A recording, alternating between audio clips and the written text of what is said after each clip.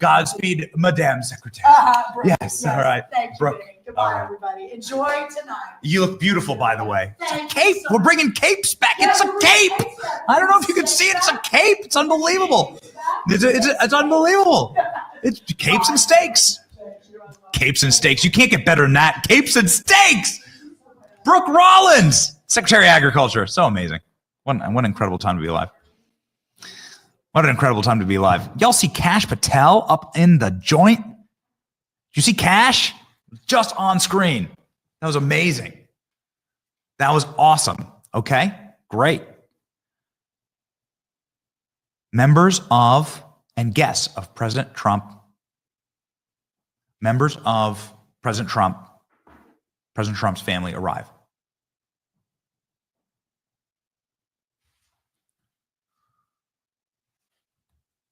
Okay, great. Oh, yep. Okay, here we go, ladies and gentlemen. We're just going to watch. I'll seek claimers of the past, Elliot Engel, the late Sheila Jackson Lee, Michelle Bachmann. They're not there tonight, but a new group has appeared to be already getting in place. This was hours ago at 4 p.m. Eastern time. They were getting in place along the center aisle, and that included Representative Anna Paulina Luna, Republican of Florida, other Republicans, Andy Ogles of Kentucky, Marjorie Taylor Greene of Georgia, and Congresswoman Miller Meeks of Iowa, all lining up on the Republican side on the center aisle hours before the speech in hopes that they get to shake the president's hand when he comes down the aisle. Jason, Dick, has this become more of a blown up event than it used to be?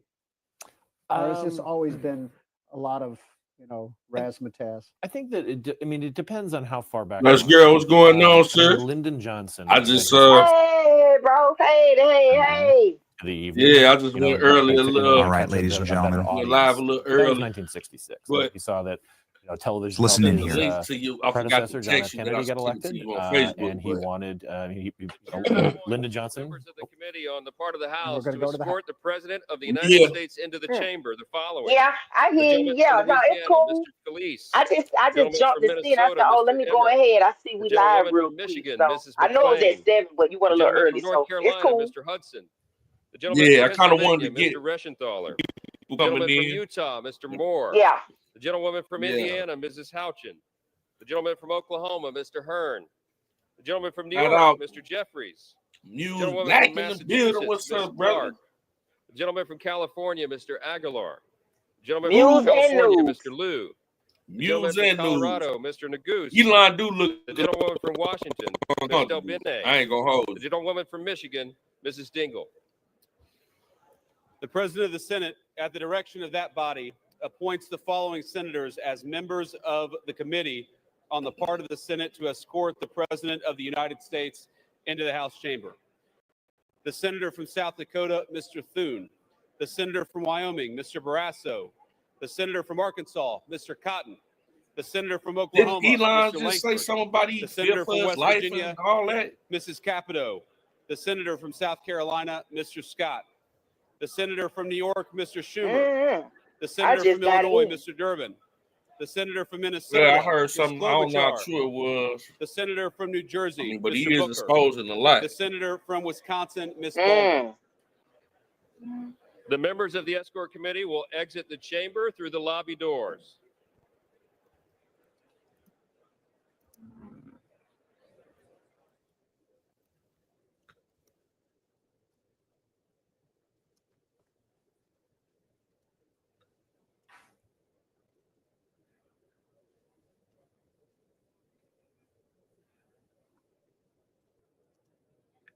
All right. Ladies and gentlemen, sorry, we're just catching up with our production team. What a rowdy couple hours we've had here. Just unbelievable. So we had multiple cabinet secretaries in on the live. We've had a dozen senators. We have a dozen members of the House. Ooh, baby, is this Trump? Is this President Trump? Here we go.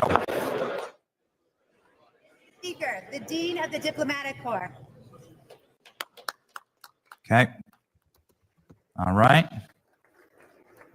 A bunch of fancy pants.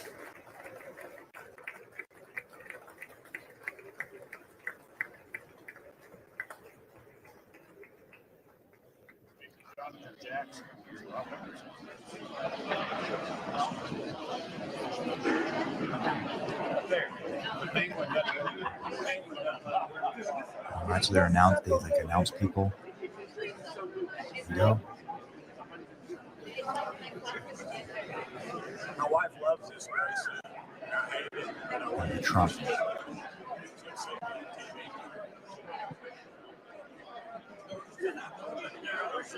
It's 8:56 p.m. Eastern Standard Time. J.D. Vance is in a clearly very good mood, is rolling with Mike Johnson. They're laughing their asses off.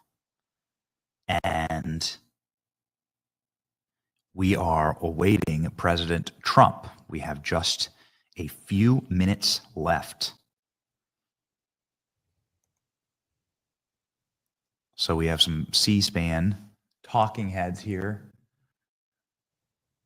We have some, they've welcomed some dorks into Congress. Exactly. And Benny even got a And suit the on. diplomatic corps. We've seen President Trump's family. We've seen President Trump's kids. We've seen Kash Patel. Here's another one. Let's listen in. States Supreme Court. That's great. Here's your Supreme Court. Here's your Supreme Court. Got noobs in the building. What up, noob? What's up, man? Here we go, Hello, ladies and everybody. gentlemen. Now it's go Hey, time. dude. Now, will all the Supreme Court justices be there? Sometimes they get Everybody in an the building, attitude. man. They Listen, pulling you're not in. gonna listen to President Trump. I think. Oh, we got Kagan Big here, guy was we good got with the big Roberts, guy. Brett Kavanaugh, Amy Coney What Barrett, up, Big Bye? recording Mike Davis is doing a very bad job. Where you see Sad. by?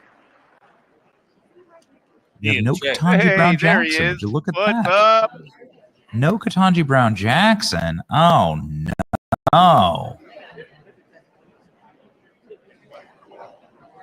So you do have some Supreme Court justices who decided to I seen peace some out. Democrats in the No building. Clarence I Thomas. seen, I didn't see Clarence Thomas. hold on. Jason Maybe Dick you did. was just But if the watching- Supreme Court is being welcomed, We could kind of mute that.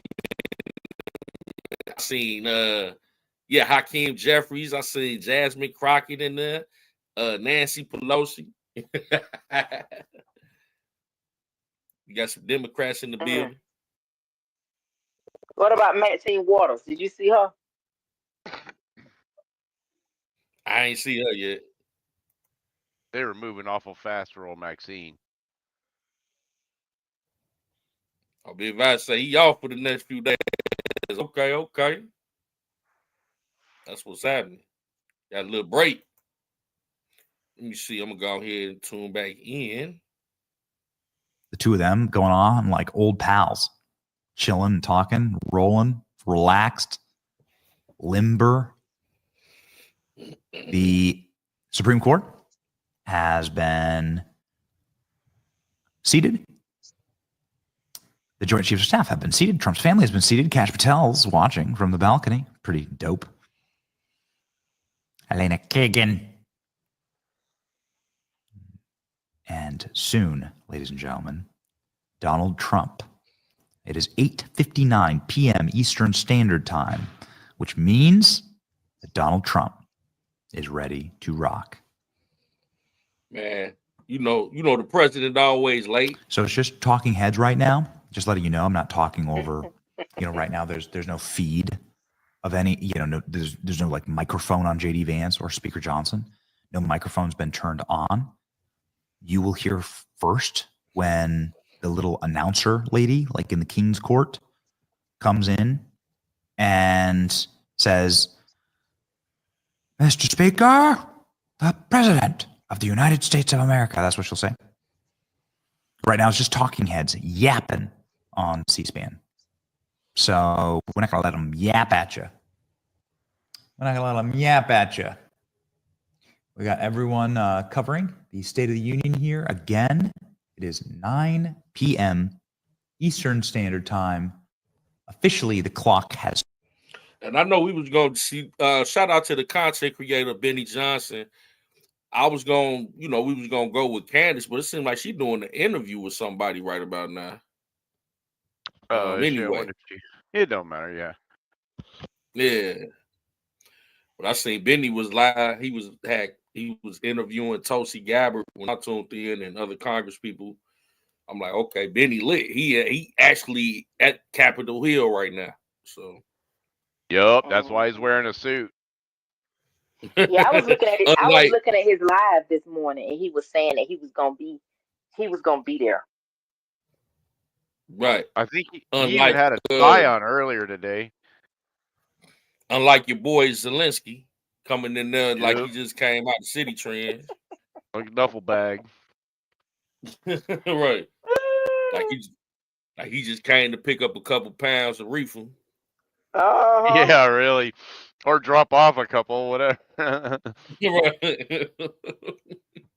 Drop off a DoorDash order. That's what he looked like. Right.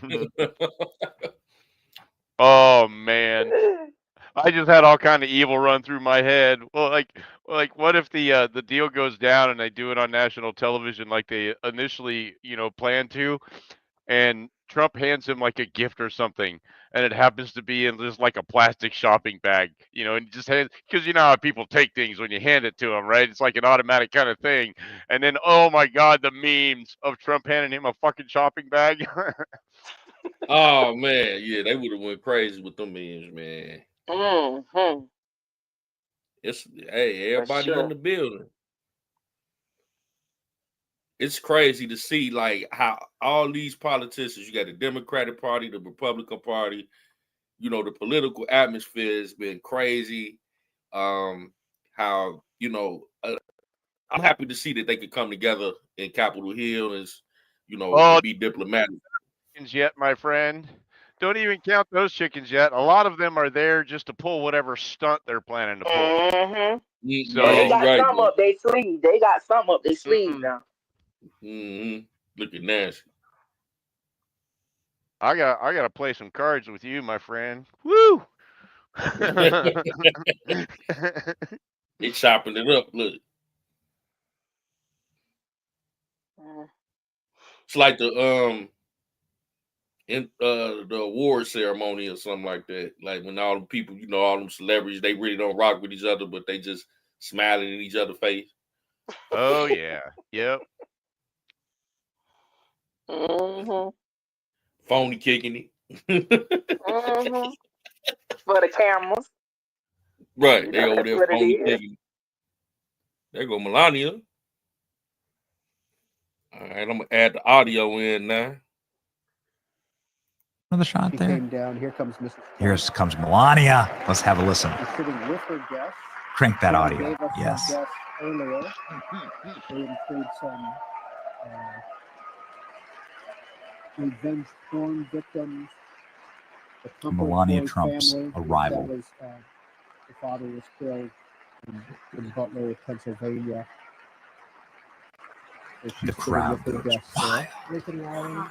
Lincoln Riley family is That's there. right. That's right. To answer your question, I wasn't surprised to see her. I mean, I think those were her first public remarks since Donald Trump took She's sitting office. next to Usha Vance. There were some questions about how much she would be in Matt Walsh. Washington, Matt Walsh how was there. frequently she'd be around. But I think that there's a real shift in energy, not just from the president, but also from her office, trying to do things much differently. Is this it? This time around. Mr. Speaker, the president's Here you go. All right, this is going to be their first opportunity to try to do something cute. Is when the president is walking in. Here we freaking go. See how this worked out. Here is the cabinet rolling through. It's going to be awesome. Marco Rubio leading the cabinet. We're sitting in the front row. Secretary of the Treasury. Bassett. And now the cabinet is Pete coming Hegseth. in. Secretary of State Rubio. I really like Marco Rubio, Secretary of though. the Treasury Bassett. Democrats We saw not standing. as well. Not saying hello. Attorney General Adam so Schiff bitter. staring straight up. Hegseth is There's there. Secretary Rollins. She was just here like 2 minutes Mr. ago. Lutnick, How'd she the move so Secretary fast? who Good we for talked about them. a little bit earlier. How'd she go so fast? RFK Jr., of course, HHS. There's Scott Turner. RFK. HUD. There's Burchett. There's Seth. Dadgum. This is all Birch is saying. Birch is saying, dadgum, dadgum, dadgum, dadgum. Transportation. There's Senator Adam Schiff.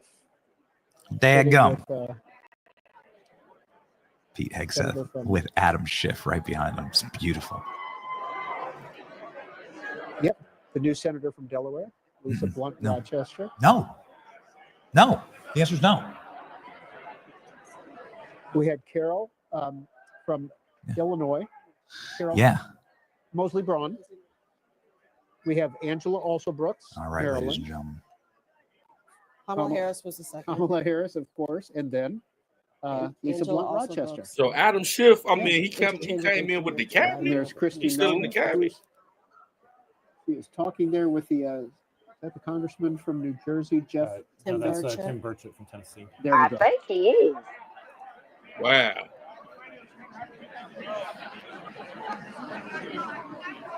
Is that Brooke Rollins, the Ag Agriculture Secretary? Secretary. That dude looks like Clark Kent, man. It's sort of odd to have something like this with, I mean, there's so much we're paying attention to the fashion because of like some of the protests and so forth, having just done the Oscars. Man, shout out to Benny, man. He worked this way. He all the way down there in Washington, D.C. Like, they gave him his own little room and everything to broadcast. I would simply say, Jason, that Oh yeah. nobody in the world cares what you or I are wearing.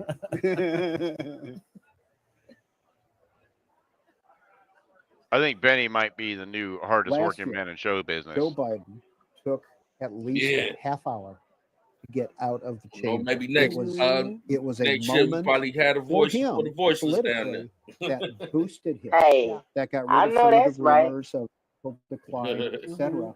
And he worked that room for a half an hour. It's Yeah. one of the most, in a sense, iconic things I've ever seen in politics. Yeah. And do we expect President Trump to do the same, or I don't know. I don't know if He likes to chat. I don't know if President Trump will be there as long. I mean, in that span, Joe Biden had like 2 hot mic moments that went viral.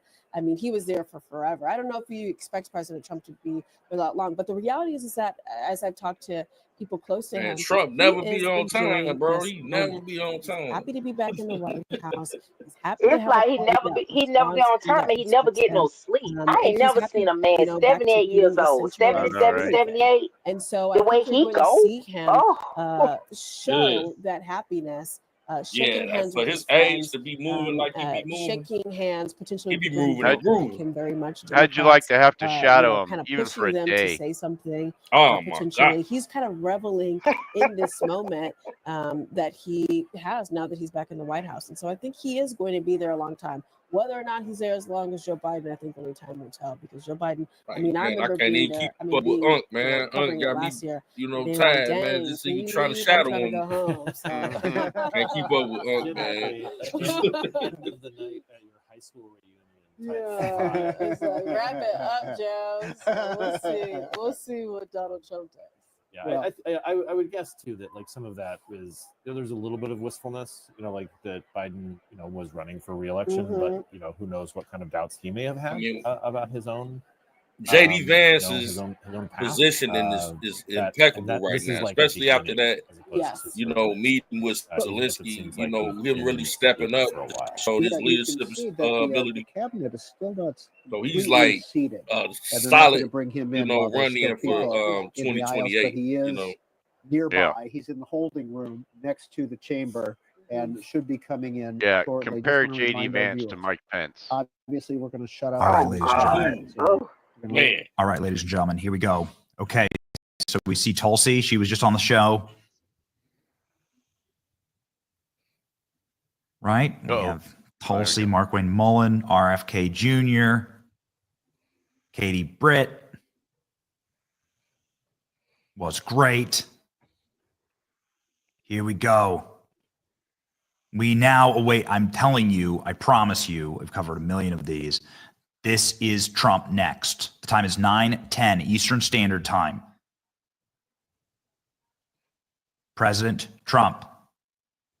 President Trump walking in. Walking in soon.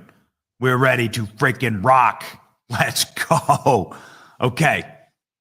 I'm watching with you. We don't want the stupid talking heads. But look at every single channel has just talking heads, and they're going to say whatever woke garbage they're going to say. We're going to lock in right here on the freshest, cleanest feed. And the reason why we're using a C-SPAN feed is because they have proprietary access to the cameras inside of the chamber. And C-SPAN is the only news outlet that's allowed to have cameras inside of the chamber. So they're crisp and they're fresh, and the audio is going to be so good. And ladies and gentlemen, we're going to rock with it. Donald Trump next. The next thing you're going to see is a shot of the door. You're going to see them call out President Trump's name. Donald Trump's going to come rolling in, and we have excerpts from President Trump's speech right in front of us right now. I don't want to get out of the president, obviously, but they've released this to the press. And so let's freaking go. Donald Trump's going to be talking a lot about the economy, a lot about the border. He's going to talk a lot about Ukraine. He's going to talk about wars, and he's going to talk about bringing peace to the world.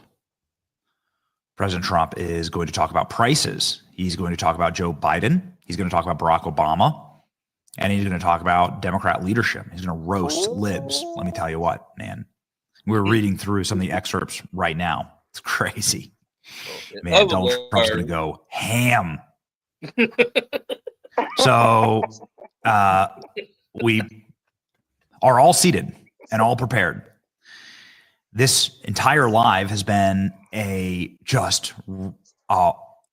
roundhouse of just kick-ass guests and people that we're just so excited to have on the program and so excited to see live. A lot of these people we've actually never met live. I never done anything live with.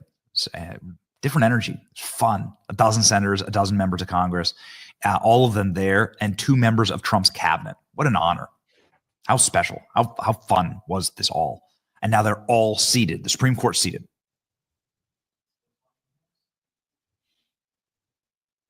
The vice president is seated, standing.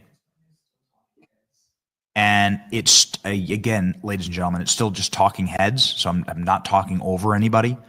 I'm of course, we're not going to be talking over President Trump. There are no microphones other than the microphone that the president will be speaking through right there at the dais. So there are no other microphones. So we have no audio. We just have every news channel just has a video of a feed, and you can't hear anyone talking. So we're just going to sit. We're just going to sit and lock in and be ready. The time is 9:13 p.m. Eastern Standard Time. President Trump due in seconds in the chamber. The Senate is seated. The House is seated while they're all standing. And Mike, here we go. Watch. There it is. How is that going to be? Go. Here we go. Mr. Speaker, the President of the United States. I said Trump on his colorful time. When don't come to the food cooking, we pull up when ready. Thanks. Trump on CP time.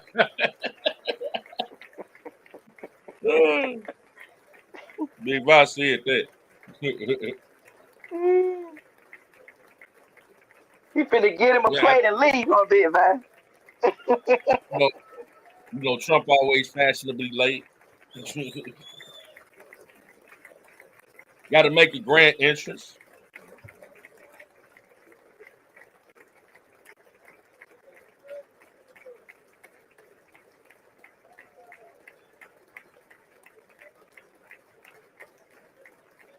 Look at them demons over there. They ain't one time small, not one time. Right, they over there, mug. Look at that lady. Look at her face. She trying to look out the corner of her eye.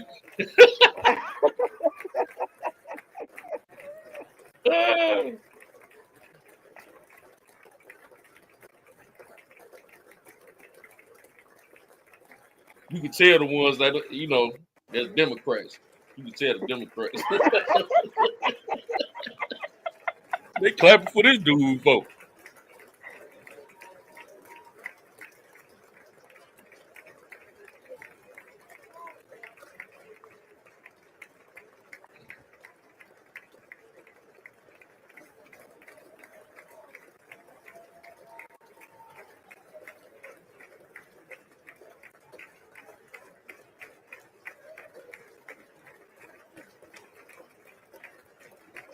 looking like some stale sardines over there.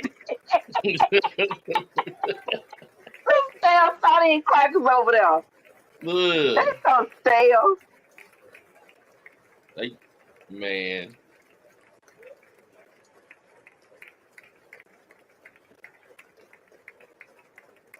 E-Map Zoom, what's going on, bro? Peace and blessings to you, man. Appreciate you sliding through.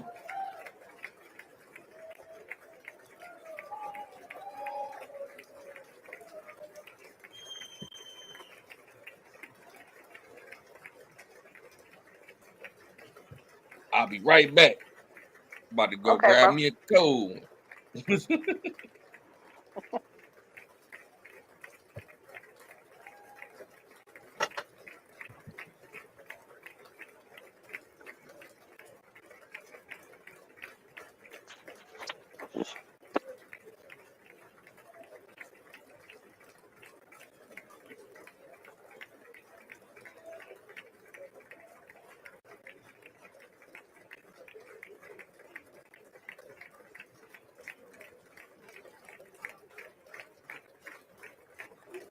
I say you already got yours, huh? Yeah.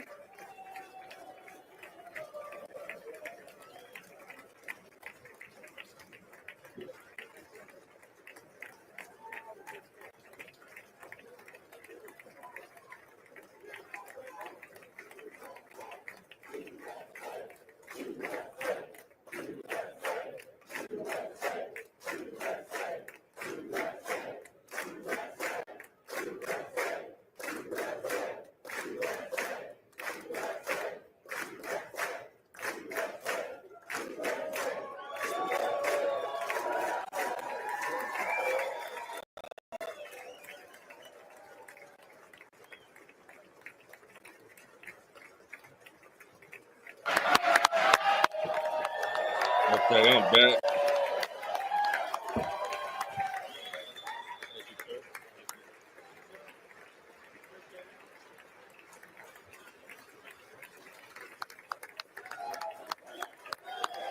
I say he already got his call.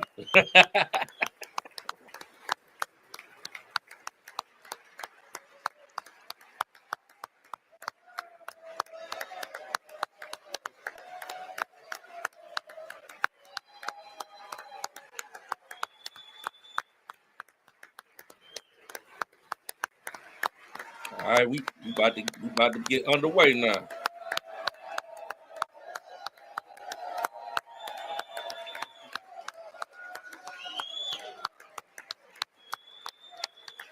I mean, the Democrats, they over there like they had a funeral on it. Man, they ain't even. Hey, you see one half of the room standing up clapping, the other half sitting down quiet. I'm telling you. Man, that is crazy. Just look at that right there. Like the left side sitting down, like, man, let's get this over with. The right side clapping and cheering and crazy. But he the one divided the country. Vice President Vance, right? The First Lady of the United States.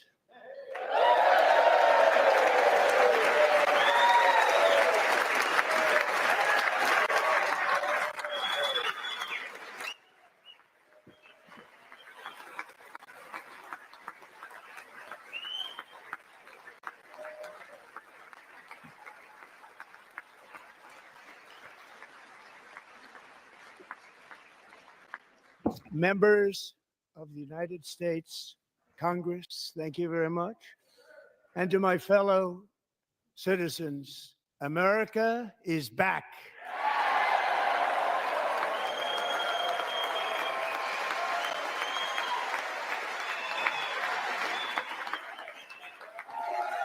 What? None of the pinkies are standing? No.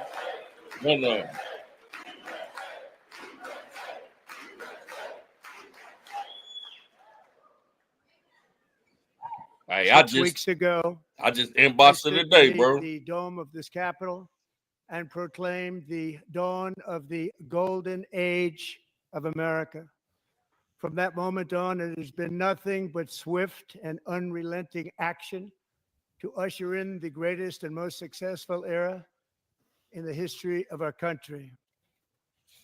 We have accomplished more in 43 days than most administrations accomplished in 4 years or 8 years, and we are just getting started.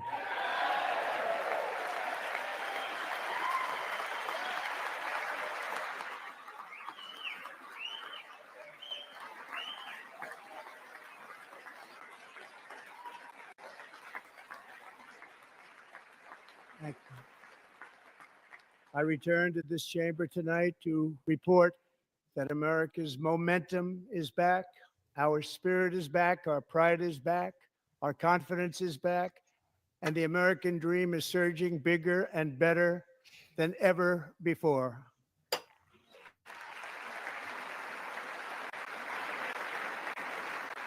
The American dream is unstoppable, and our country is on the verge of a comeback, the likes of which the world has never witnessed and perhaps will never witness again. There's never been anything like it. The presidential election of November 5th was a mandate like has not been seen in many decades. We won all 7 swing states, giving us an electoral college victory of 312 votes.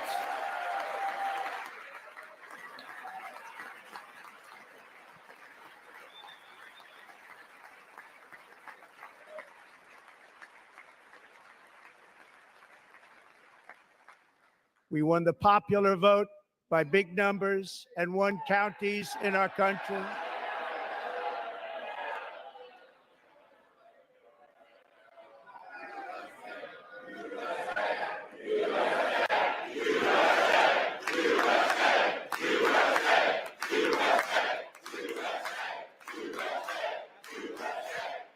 Uh-oh. You see that, Joe? Yeah. You see how Trump cut it? And won counties in our country, 2,700 to 525, on a map that reads almost completely red for Republican.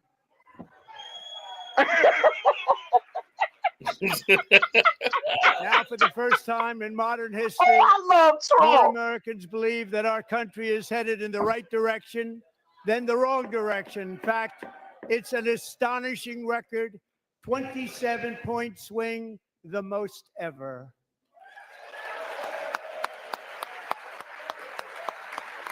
Talk your shit, Trump. Talk your shit.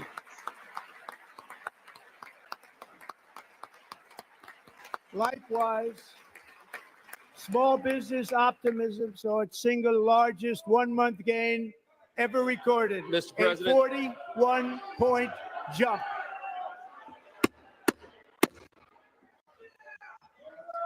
Members are directed to uphold and maintain decorum in the House and to cease any further disruptions.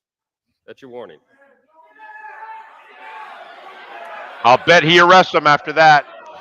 Yep. Members are engaging in willful and continuing breach of decorum, and the chair is prepared to direct the Sergeant at Arms to restore order to the joint session. Wow. It's going down. We catching it in real time over here. Hey, but Noobs, you said it was an opportunity to pull some shit. Yep. Look at Al Mr. Green, Green, man. take your seat. Take your seat, sir. Take your seat. Finding that members continue to engage in willful and concerted disruption of proper decorum, the chair now directs the Sergeant at Arms to restore order. Remove this gentleman from the chamber.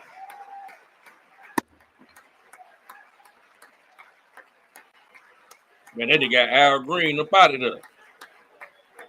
Bye, Felicia. You and your cane. I know that's right. Get up out of there.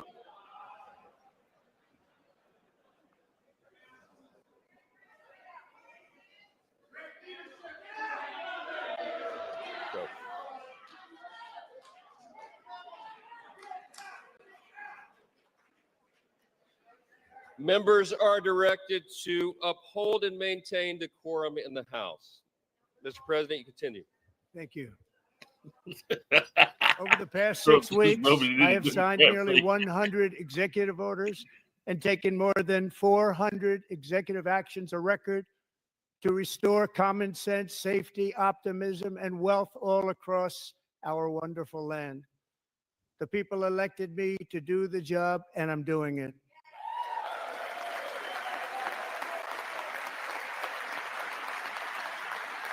That's right. Y'all bitches on the left better just sit there and shut up.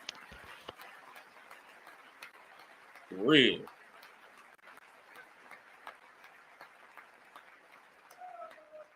In fact, it has been stated by many that the first month of our presidency, it's our presidency, is the most successful in the history of our nation. By many. That's the beauty. That's the beautiful part, man. D-Mac. They just got to sit there and just. And what makes it even more impressive is that, do you know who number 2 is? George Washington. How about that? They got to sit there and just. I don't know about that soak it list, in. but Soak we'll in the take moment. it. Within hours of taking the oath of office, I declared a national emergency on our southern border, and I deployed the U.S. military and border patrol to repel the invasion of our country. And what a job they've done. As a result, illegal border crossings last month were by far the lowest ever recorded, ever.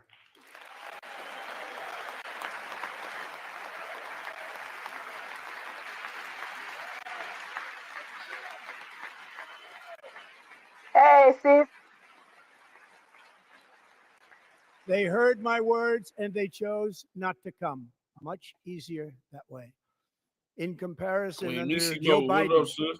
the worst president in American history, there were hundreds of thousands of illegal crossings a month, and virtually all of them, including murderers, drug dealers, gang members, and people from mental institutions and insane asylums, were released into our country. Who would want to do that? This is my 5th such speech to Congress. And once again, I look at the Democrats in front of me, and I realize there is absolutely nothing I can say to make them happy or to make them stand or smile or applaud. Nothing I can do. I could find a cure to the most devastating disease, a disease that would wipe out entire nations, or announce the answers to the greatest economy in history, or the stoppage of crime to the lowest levels ever recorded. And these people sitting right here will not clap, will not stand, and certainly will not cheer for these astronomical achievements. They won't do it, no matter what. Five times I've been up here. It's very sad, and it just shouldn't be this way.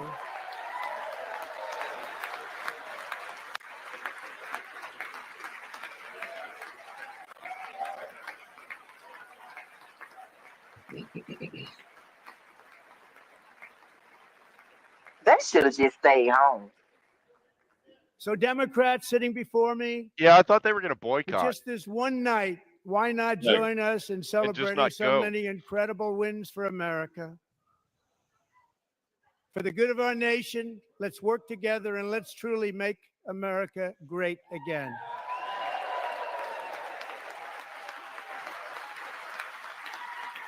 And there was signs were saying must steal. Talk about Elon be stealing. How somebody that's worth $500 billion stealing from y'all broke in? Every day, my administration is fighting to deliver the change America needs to bring a future that America deserves, and we're doing it. This is a time for big dreams and bold action. Upon taking office, I imposed an immediate freeze on all federal hiring, Nishimo a in the freeze building. on all new federal regulations, and a Real freeze on running field. all What's foreign up, running aid. field? What's good, man? Thanks for stopping through. Denzel in the building. We got Nisi on the panel. I terminated the ridiculous Green New Hey, sis. scam.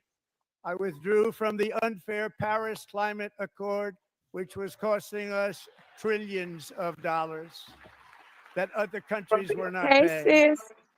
I withdrew from How the y'all corrupt doing? World Health Hey, what's up, Organization. son? Hold on. Hold on. And I also withdrew from the anti-American UN Human Rights Council. You gotta get that background. Yeah, mute your mic, Nisimo. We ended all of Biden's environmental restrictions that were making our country far less safe and totally unaffordable. And importantly, we ended the last administration's insane electric vehicle mandate, saving our auto workers and companies from economic destruction.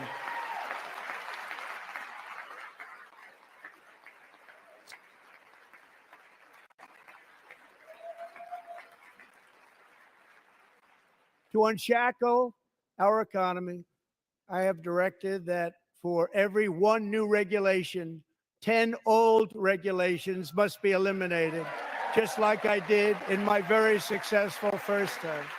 Let's go, man. Let's go. Talk to him, Trump. Talk to him. And in that first term, we set records on ending unnecessary rules and regulations like no other president had done before. We ordered all federal workers to return to the office. They will either show up for work in person or be removed from their job.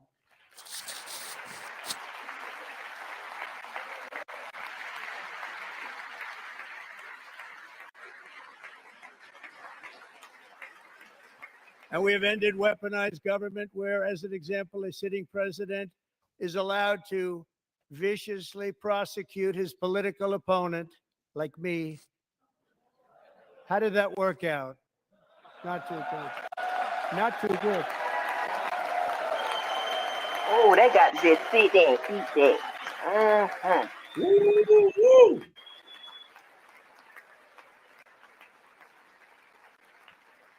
And I have stopped all government censorship and brought back free speech in America. It's back.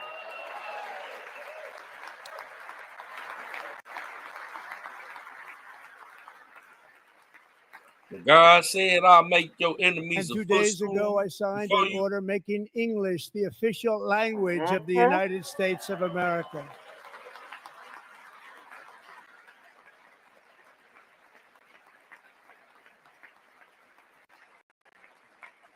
I renamed the Gulf of Mexico the Gulf of America.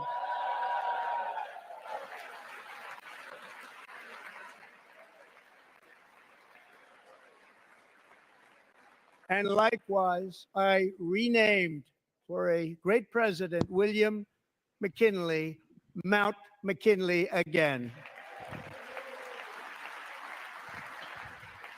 Beautiful Alaska.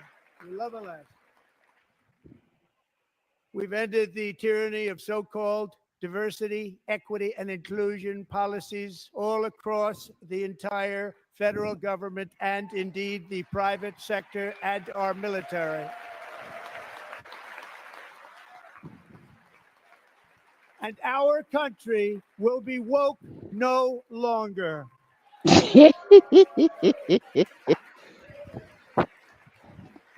Like, get that woke crap about it. We believe that whether you are a doctor, an accountant, a lawyer, or an air traffic controller, you should be hired and promoted based on skill and competence, not race or gender.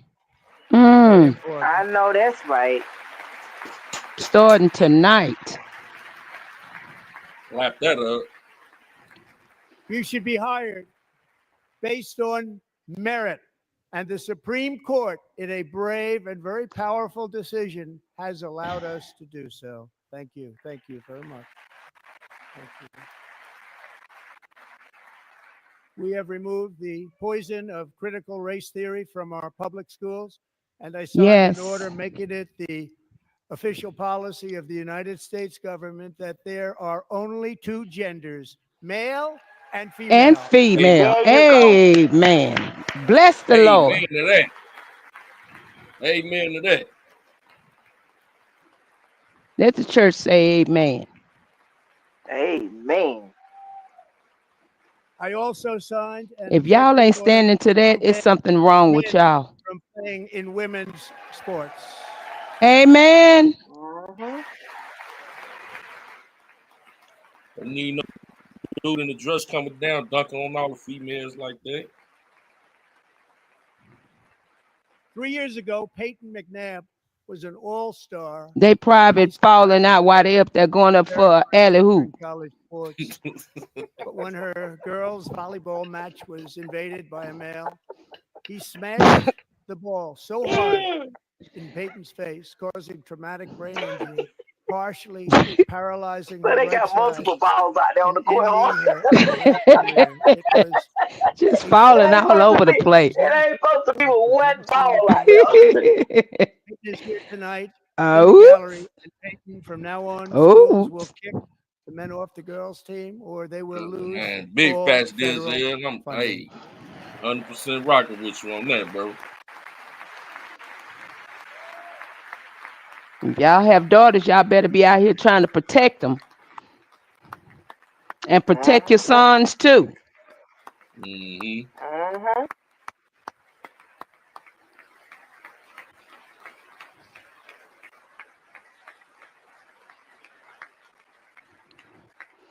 Do away with all of If this. you really Time's want to up. see numbers, just take a look at what happened in the women's boxing, weightlifting, track and field, swimming, or cycling, where a male recently finished a long-distance race, 5 hours and 14 minutes ahead of a woman for a new record by 5 hours.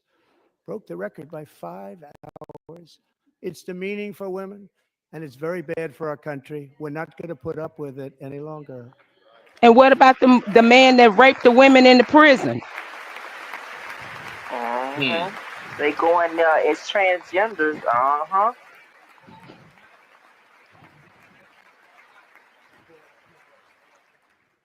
What I've just described is only a small fraction of the common sense revolution that is now, because of us, sweeping the entire world.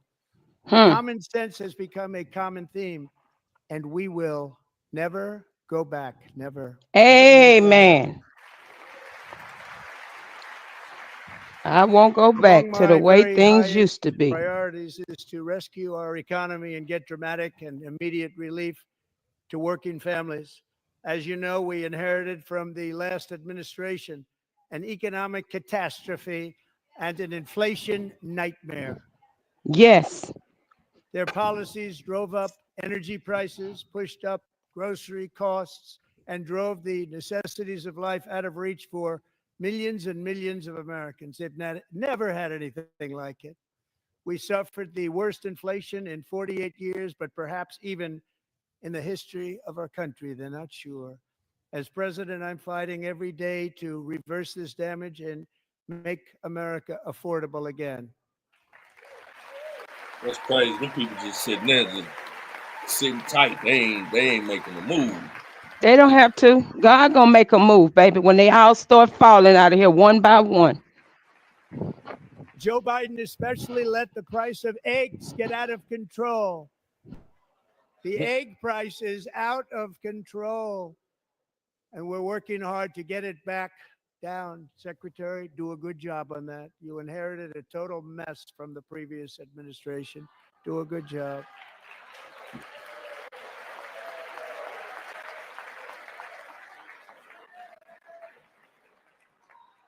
A major focus of our fight to defeat inflation is rapidly reducing the cost of energy. The previous administration cut the number of new oil and gas leases by 95%, slowed pipeline construction to a halt, and closed more than 100 power plants. We are opening up many of those power plants right now. That's right. Amen. Amen. They got to sit there and catch this work. They quiet catching all that work. They getting this. They getting they silence because they getting a spanking. Like it. That's why on my first day in office, I declared a national energy emergency. Yes. As you've heard me say many times, we have more liquid gold under our feet than any nation on earth, and by far. And now I fully authorize the most talented team ever assembled to go and get it. It's called Drill Baby Baby Drill. drill. Yes. Yes.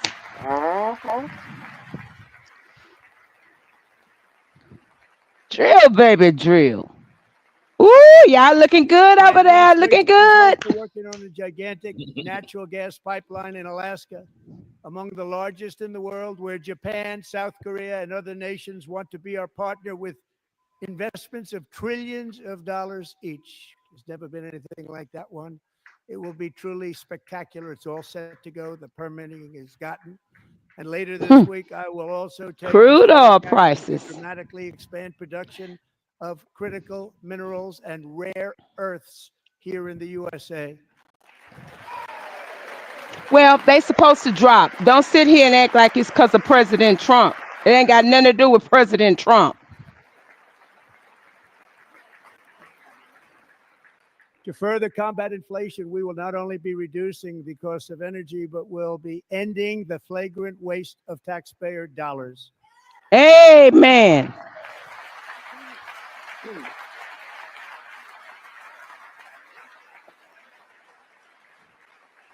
And to that end, I have created the brand new Department of Government Efficiency. Yes. Woo! Perhaps.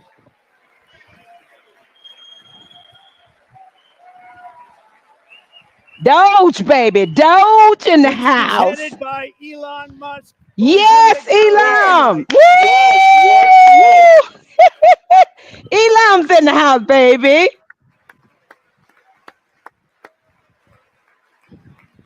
And he said he feared for his life.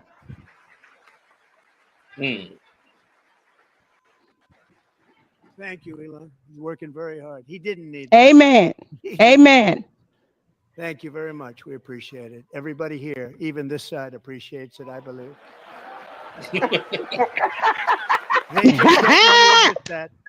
You know, I love me some President Trump.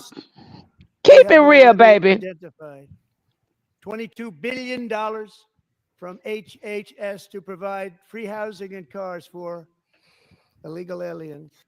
Help us, Holy Ghost. $45 million for diversity, equity, and Oh, my God. scholarships in Burma.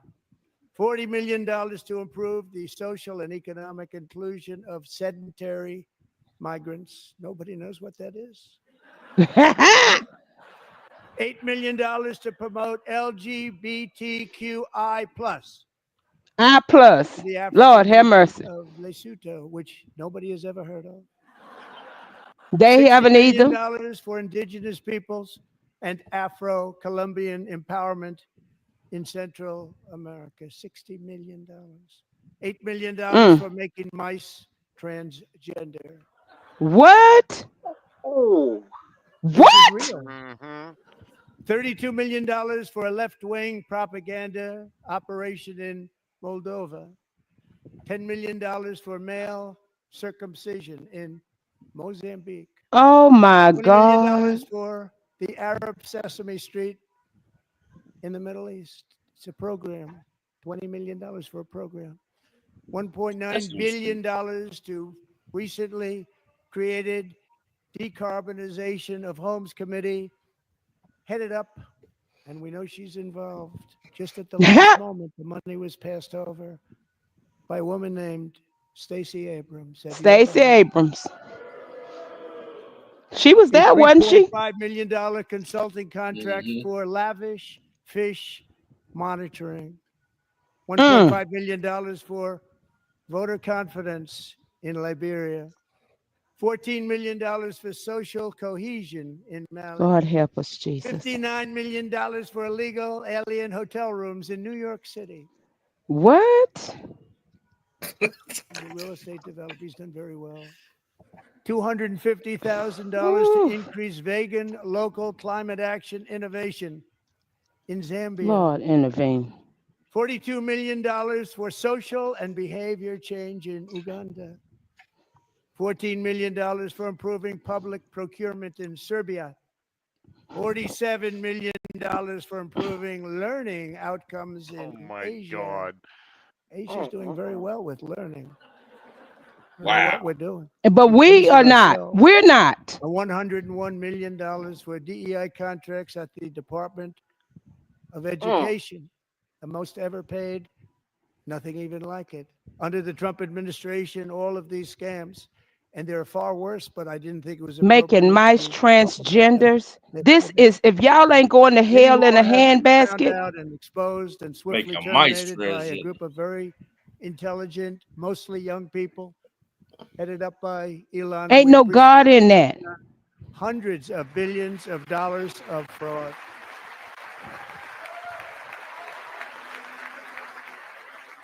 Now, how you mad at Elon for finding all that out? That's why they mad. They were getting money. Don't That be was their money. mad. Don't be mad. Don't be mad. Don't get taken back mad. the It was money good while it and lasted. reduced our debt to fight inflation and other things. Taking back a lot of that money. We got it just in time. But This is listen, just the beginning. Obama wanted to do the same Government thing, Accountability but got Office, federal compromised. government office, has estimated annual fraud of over $500 billion in our nation, and we are working very hard to stop it. We're going to. We're also identifying shocking levels of incompetence and probable fraud in the Social Security program for our seniors, and that our seniors and people that we love rely on. Believe it or not, government databases list 4.7 million Social Security members from people aged 100 to 109 years old. It lists 3.6 million people from ages 110 to 119. I don't know any of them. I know some people that are rather elderly, but not We quite don't that either. elderly.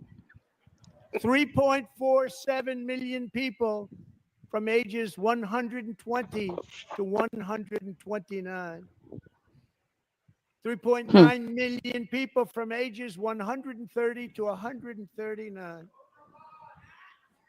3.5 million people from ages 140 to 149. And money is being paid to many of them. And we're searching right now. In fact, Pam, good luck. Good luck. You're going to find it. But a lot of money is paid out to people because it just keeps getting paid and nobody does. And it really hurts Social Security and hurts our country. 1.3 million people from ages 150 to 159 and over 130,000 people, according to the Social Security databases, are age over Shout out, peace and blessings, bro. Eddie in the 160 years building. old. We have a healthier country than I thought, Bobby.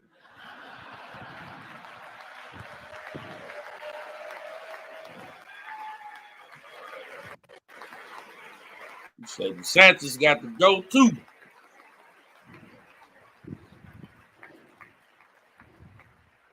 Including, to finish, 1,039 people between the ages of 220 and 229, one person between the age of 240 and 249, and one person is listed at 360 years of age.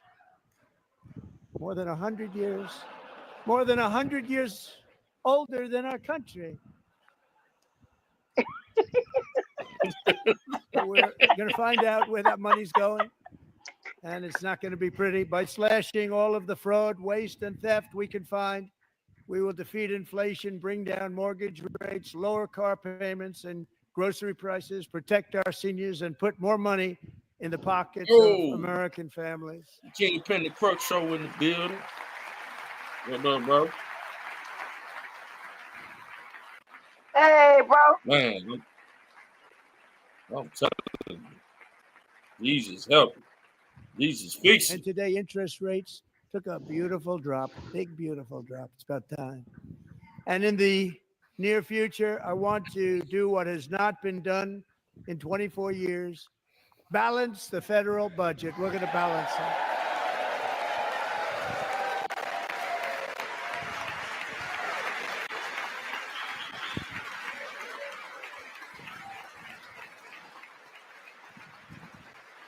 You got a few of the Democrats over there clapping.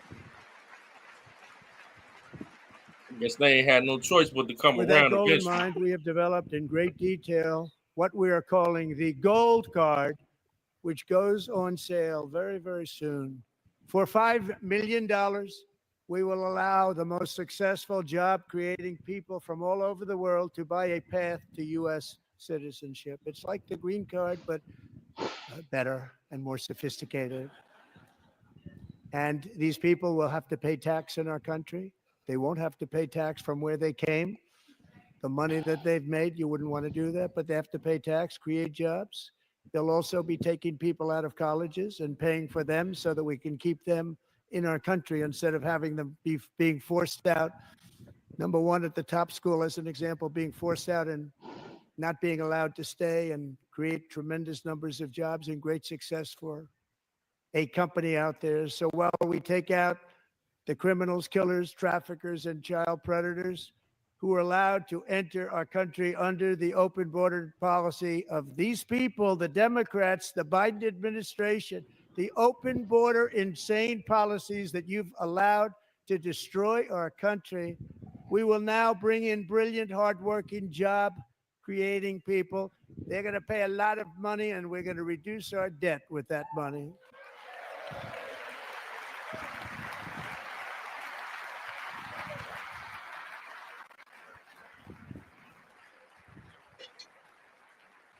Americans have given us a mandate for bold and profound change.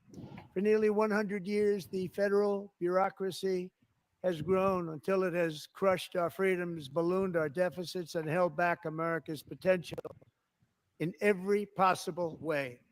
The nation founded by pioneers and risk takers now drowns under millions and millions of pages of regulations and debt. Approvals that should take 10 days to get instead take 10 years, 15 years, and even 20 years before you're rejected. Meanwhile, we have hundreds of thousands of federal workers who have not been showing up to work. My administration will reclaim power from this unaccountable bureaucracy, and we will restore true democracy to America again.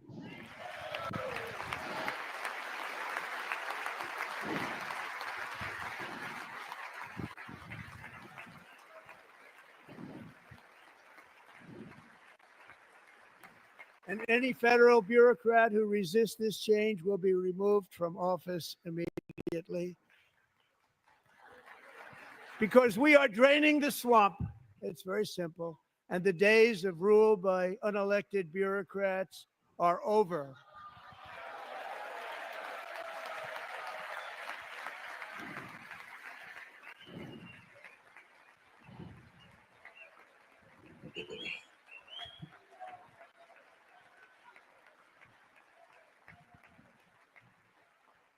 And the next phase of our plan to deliver the greatest economy in history is for this Congress to pass tax cuts for everybody. They're in there. They're waiting for you to vote.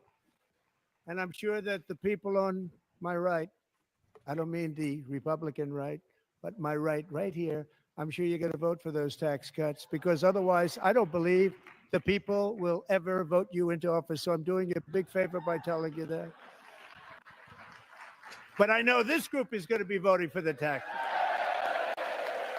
Just want to be throwing this shot.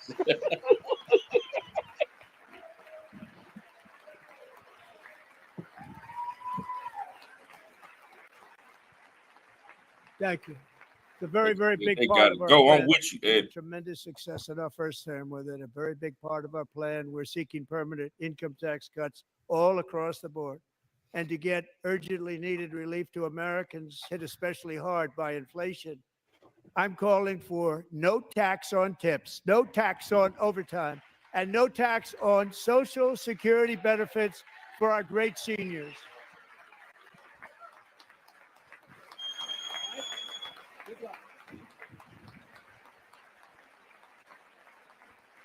Throw the whole IRS away. And I also want to make interest payments on car loans tax deductible, but only if the car is made in America. Ooh. Damn. They're gonna And have by to. the way, we're going to have growth. I don't in know the if that's auto gonna work industry though. like nobody's ever seen. Plants are Because they'll opening just up all raise over the interest place. rates because they'll Deals are know they being get more made. money. Never seen. That's a combination of the election win Right. and tariffs. It's a beautiful word, isn't it? That, along with our other policies, will allow our auto industry to absolutely boom. It's going to boom. Spoke to the majors today, all three, the top people, and they're so excited. In fact, already numerous car companies have announced that they will be building massive automobile plants in America, with Honda just announcing a new plant in Indiana, one of the largest anywhere in the world.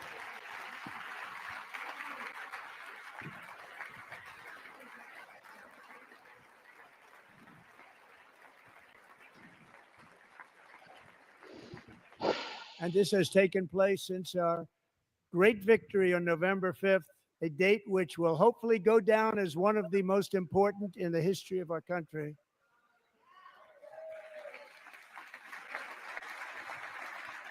In addition, as part of our tax cuts, we want to cut taxes on domestic production and all manufacturing. And just as we did before, we will provide 100% expensing. It will be retroactive to January 20th, 2025. And it was one of the main reasons why our tax cuts were so successful in our first term, giving us the most successful economy in the history of our country. First term. We had a great first term.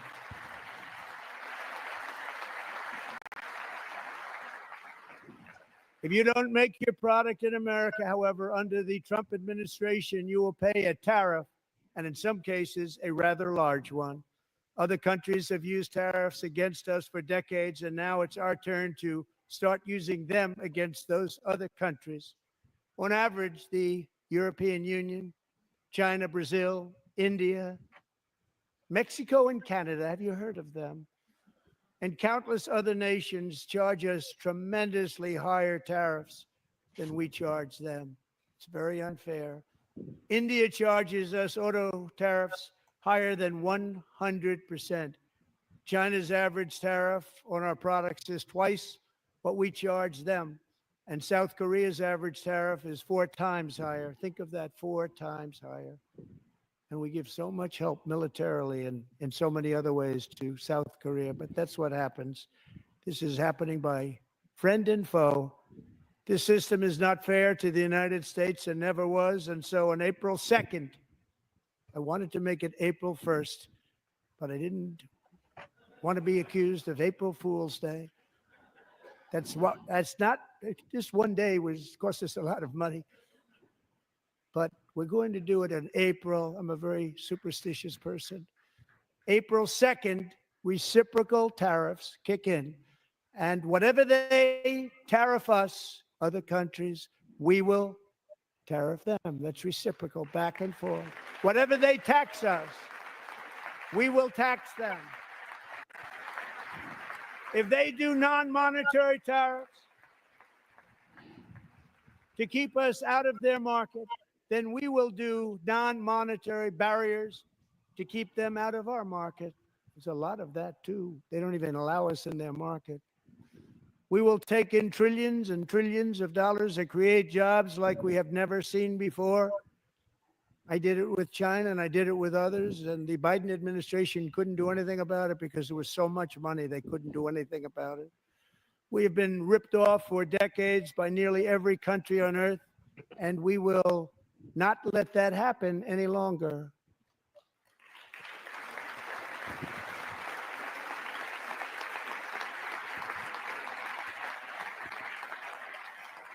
Much has been said over the last 3 months about Mexico and Canada, but we have very large deficits with both of them. But even more importantly, they've allowed fentanyl to come into our country at levels never seen before, killing hundreds of thousands of our citizens and many very young, beautiful people destroying families. Nobody's ever seen anything like it. They are, in effect, receiving subsidies of hundreds of billions of dollars. We pay subsidies to Canada and to Mexico of hundreds of billions of dollars, and the United States will not be doing that any longer. We're not going to do it any longer.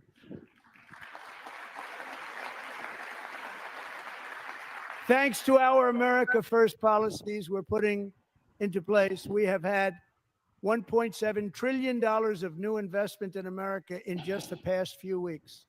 The combination of the election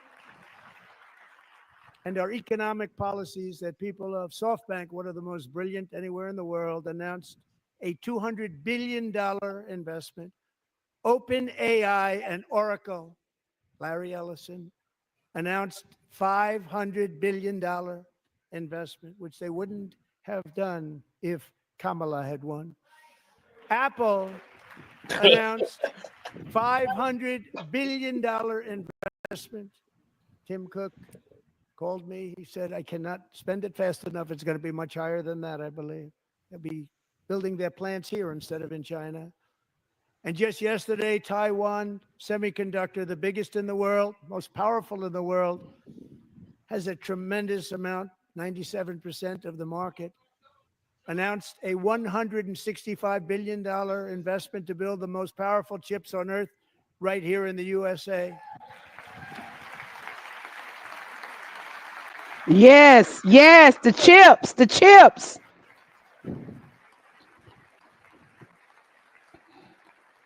And we're not giving them any money. Your CHIPS Act is a horrible, horrible thing. We give hundreds of billions of dollars, and it doesn't mean a thing. They take our money and they don't spend it.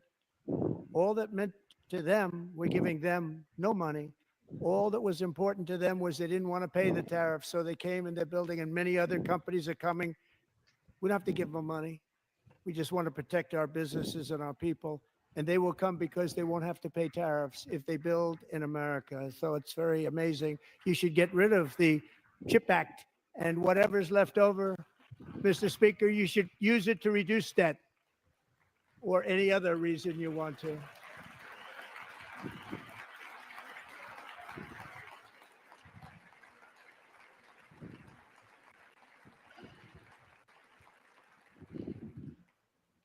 Our new trade policy will also be great for the American farmer. I love the farmer, who will now be selling into our home market, the USA, because nobody is going to be able to compete with you. Because there's goods that come in from other countries and companies.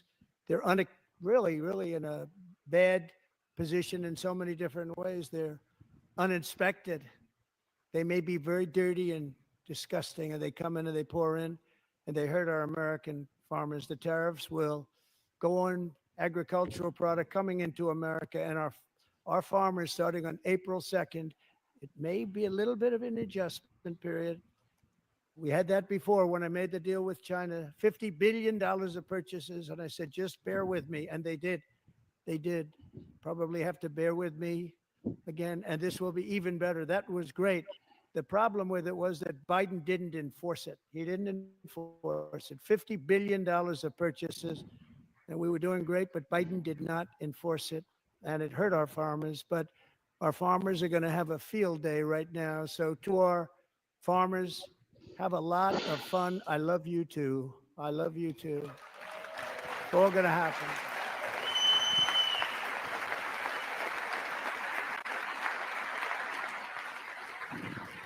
And I have also imposed a 25% tariff on foreign aluminum, copper, lumber, and steel, because if we don't have, as an example, steel and lots of other things, we don't have a military, and frankly, we just won't have a country very long.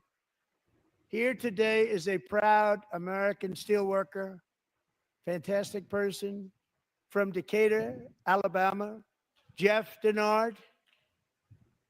Has been working at the same steel plant for 27 years in a job that has allowed him to serve as the captain of his local volunteer fire department raised 7 children with his beautiful wife, Nicole, and over the years provide a loving home for more than 40 foster children.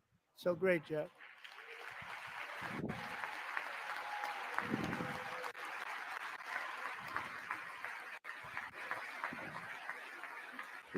Salute. Thank you, Jeff.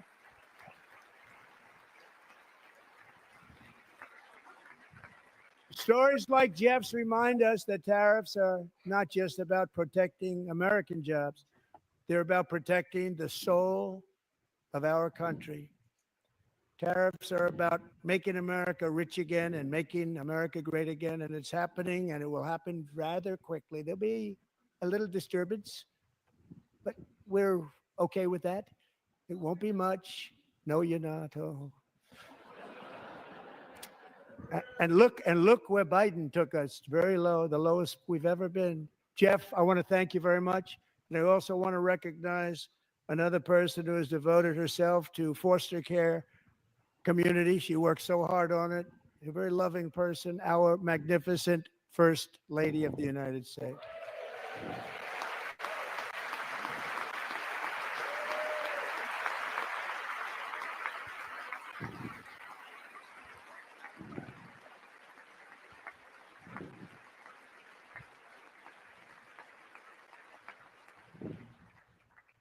Melania's work has yielded incredible results, helping prepare our nation's future leaders as they enter the workforce. Our First Lady is joined by 2 impressive young women, very impressive. Haley Ferguson, who benefited from the First Lady's Fostering the Future initiative and is poised to complete her education and become a teacher. And Elliston Berry, who became a victim of an illicit deepfake image produced by a peer. With Elliston's help, the Senate just passed the Take It Down Act, and this is so important. Thank you very much, John. John Thune, thank you. Stand up, John. Thank you, John.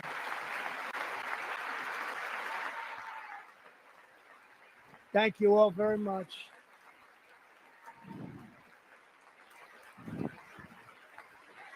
Thank you. And thank you to John Thune and the Senate. Great job. To criminalize the publication of such images online is terrible, terrible thing. And once it passes the House, I look forward to signing that bill into law. Thank you. And I'm going to use that bill for myself too, if you don't mind. Because nobody gets treated worse than I do online. Nobody. That's great. Thank you very much to the Senate. Thank you. But if we truly care about protecting Americans' children, no step is more crucial than securing America's borders. Over the past 4 years, 21 million people poured into the United States. Many of them were murderers, human traffickers, gang members, and other criminals from the streets of dangerous cities all throughout the world. Yes, Because of help Joe us, Lord. Biden's insane and very dangerous open border policies. They are now strongly embedded in our country, but we are getting them out and getting them out fast. Right out the town hall. Yes. It's a job, but get them out of here. They got to go. And I want to thank Tom Homan and Chris. Yes. I want to thank you and Paul of Border Patrol. I want to thank you. What a job they've all done. Everybody, Border Patrol, ICE, law enforcement in general is incredible. We have to take care of our law enforcement. Have to.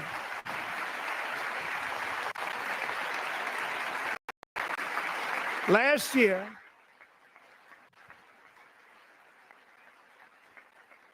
a brilliant 22-year-old nursing student named Laken Riley, the best in her class, admired by everybody, went out for a jog on the campus of the University of Georgia. That morning, Laken was viciously attacked, assaulted, beaten, brutalized, and horrifically murdered. Laken was stolen from us by a savage illegal alien gang member who was arrested while trespassing across Biden's open southern border. and then set loose into the United States under the heartless policies of that failed administration. It was indeed a failed administration. He had then been arrested and released in a Democrat-run sanctuary city, a disaster, before ending the life of this beautiful young angel. With us this evening are Laken's beloved mother, Allison, and her sister, Lauren.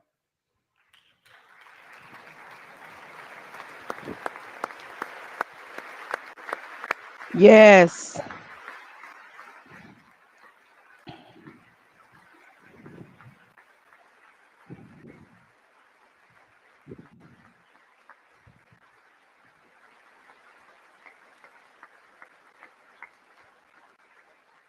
Last year, I told Laken's grieving parents that we would ensure their daughter would not have died in vain. That's why the very first bill I signed into law as your 47th president mandates the detention of all dangerous criminal aliens who threaten public safety. It's a very strong, powerful act.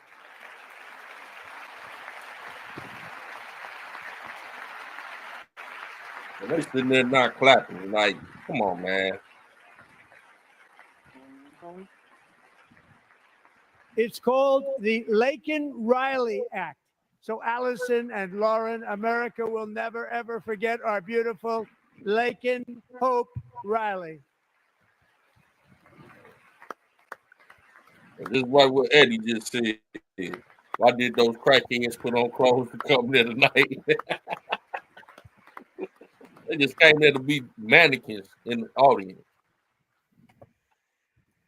Thank you very Hey, much. look, I told you they look like they just sort of came. They had a funeral. Since taking office, my administration Man. has launched the most sweeping border and immigration crackdown in American history, and we quickly achieved the lowest numbers of illegal border crossers ever recorded. Thank you.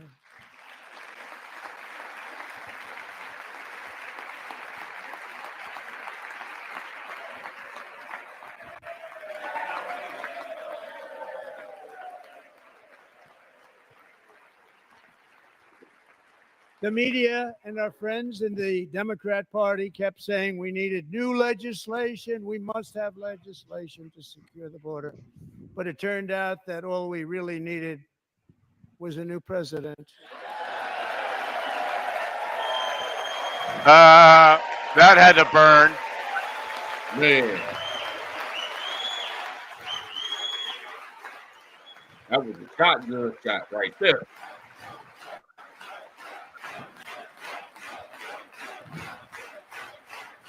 Sis, did you see where they removed Al Green?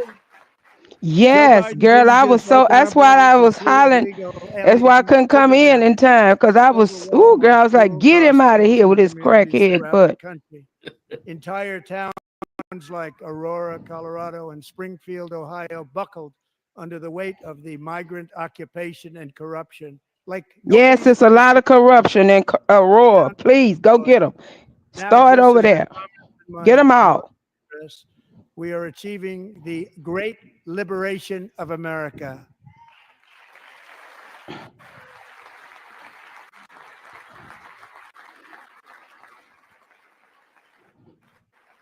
But there still is much work to be done. Here tonight Yes, it a woman is. I have Stop gotten talking to about know, lies. Sit down somewhere. Alexis Mengary from Houston. Wonderful woman. Last June, Alexis's 12-year-old daughter, her precious Jocelyn, walked to a nearby convenience store. Convenience She was store. kidnapped, tied up, assaulted for 2 hours under a bridge, and horrifically murdered. Murdered, Arrested and yes. charged with this heinous crime are 2 illegal alien monsters from Venezuela, released into America by the last administration through their ridiculous open border. The death of this beautiful 12-year-old girl and the agony of her mother and family touched our entire nation greatly. Yes. Alexis, I promised that we would always remember your daughter, your magnificent daughter. And earlier tonight, I signed an order keeping Thank you, my Jesus. word to you.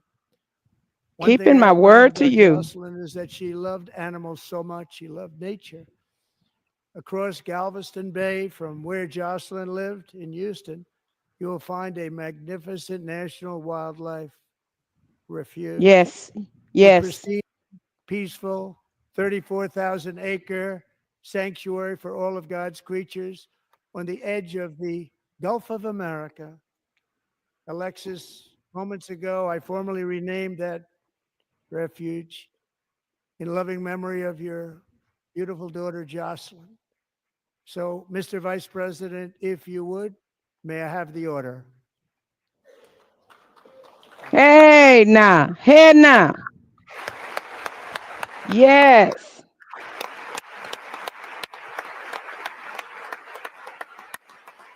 Promises made, promises kept. Now everybody should be clapping off of that. You know, That's okay. They don't have to clap. God gonna make them clap. He gonna make them clap and he gonna make them bow down. Mm-hmm. They gonna bow down.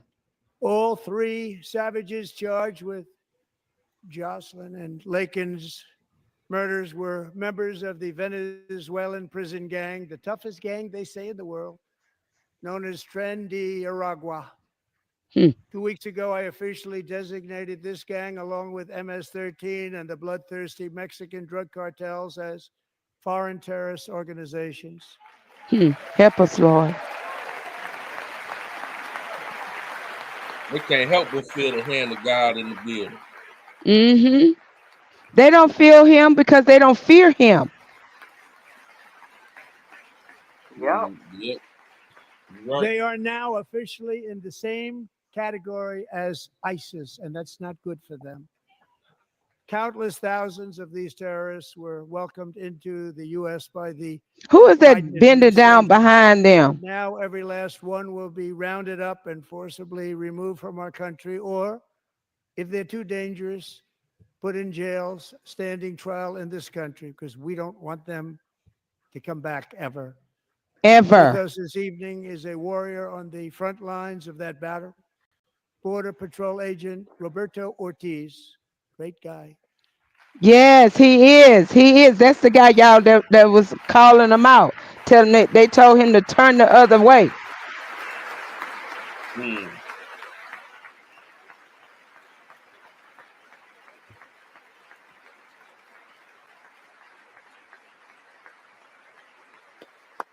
Told that man to turn the other way. Act like he don't see nothing. In January, Roberto and another agent were patrolling by the Rio Grande near an area known as Cartel Island. Doesn't sound too nice to me. When heavily armed gunmen started shooting at them, Roberto saw that his partner was totally exposed, at great danger, and he leapt into action, returning fire and providing crucial seconds for his fellow agent to seek safety, just barely. I have some Help of us, the Lord. prints of that event, and it was not good. Agent Ortiz, we salute you for your great courage and for your line of fire that you took and for the bravery that you showed. We honor you, and we will always honor you. Thank you, Roberto, very much. Yes.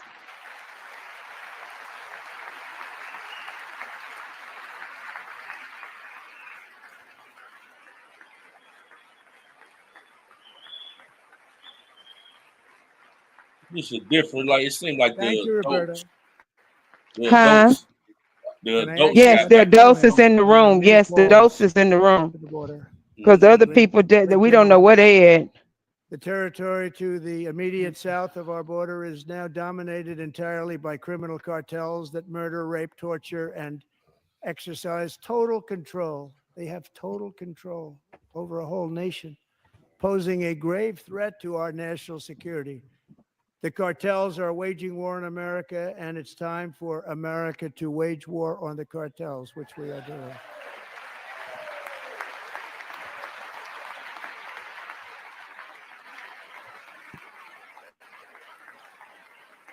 Yeah, it's going down at the southern 5 border. I'll get a nights video ago, on that.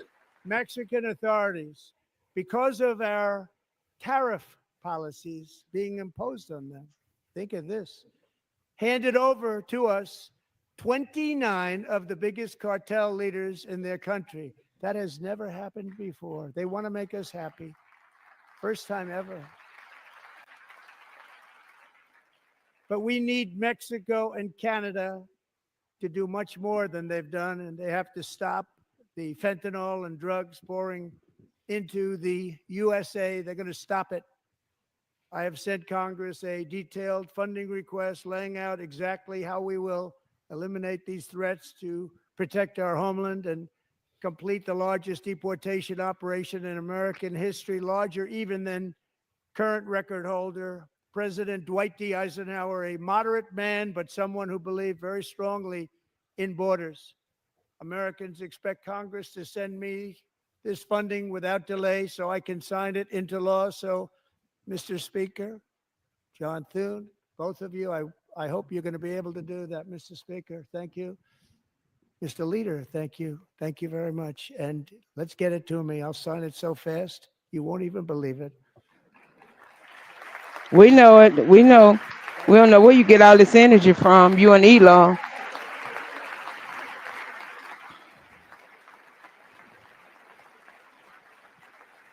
And as we reclaim our sovereignty, we must also bring back law and order to our And cities order. and towns.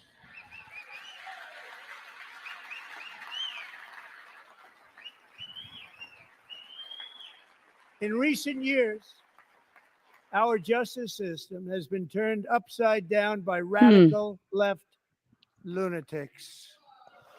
Many jurisdictions virtually seized the law. Did he point over there at them? Yeah, he did. While weaponizing law enforcement against political opponents like me. My administration has acted swiftly and decisively to restore fair, equal, and impartial justice under Trump the said, y'all constitutional rule of crackheads. law, I'm sick of y'all. starting at the FBI and the DOJ. Pam, good luck. Cash, wherever you may be, good luck. Good luck. Pam Bondi. Good luck. So important. Going to do a great job. Cash. They're already thank doing a you. good job. Thank you, Cash.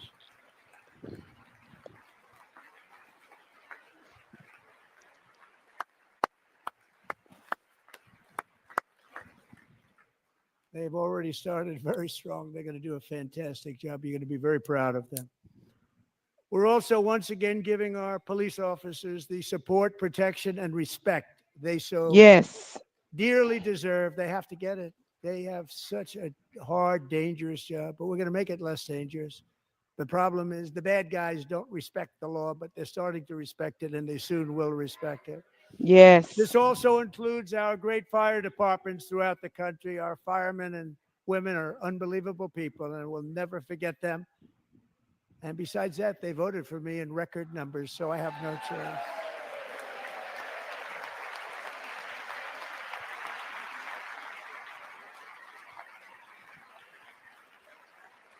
One year ago this month, 31-year-old New York police officer Jonathan Diller, unbelievably wonderful person and a great officer, was gunned down at a traffic stop on Long Island. I went to his funeral. The vicious criminal charged with his murder had 21 prior arrests, and they were rough arrests, too. He was a real bad one.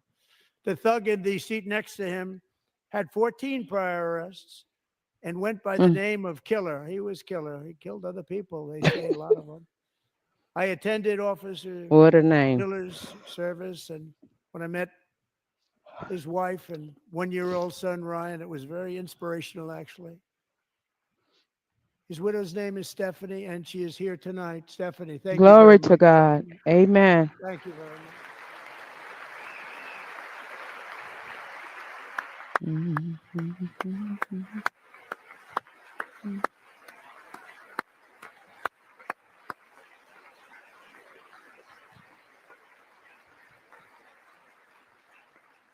Stephanie, we're going to make sure that Ryan knows his dad was a true hero, New York's finest. Yes.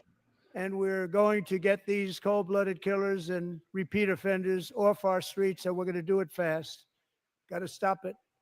They get out with 28 arrests. They push people into subway trains. They hit people over the head, back of the head with baseball bats. We got to get them out of here. I've already signed an executive order requiring a mandatory death penalty for anyone who murders a police officer. And tonight I'm asking Congress to pass that policy into permanent law. Mandatory death penalty. Anyone who kill a police officer.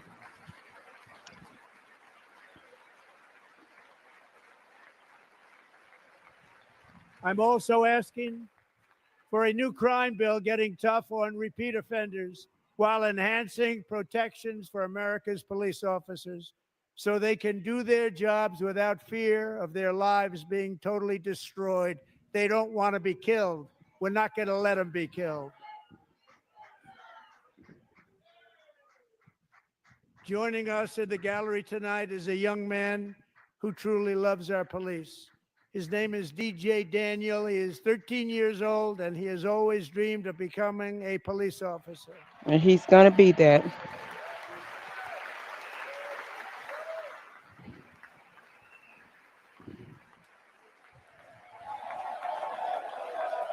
Oh, look at him. Look at him. Oh. Oh my God. Look at him. How they ain't clapping for that? Because they crazy. They need Jesus. That's a heart problem with them people over there. Yes, Lord. But in 2018, DJ was diagnosed with brain cancer. The doctors gave him 5 months at most to live. That was more than 6 years ago.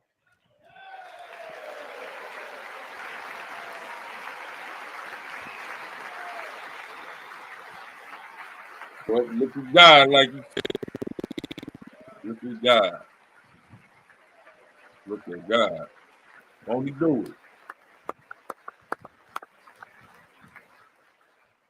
Since that time, DJ and his dad have been on a quest to make his dream come true, and DJ has been sworn in as an honorary law enforcement officer actually a number of times. The police love him. The police departments love him. And tonight, DJ, we're going to do you the biggest honor of them all. I am asking our new Secret Service Director, Sean Kelly, to officially make you an agent of the United States Secret Service. Oh, wow. That's beautiful. That is beautiful. They didn't stand up for that, y'all.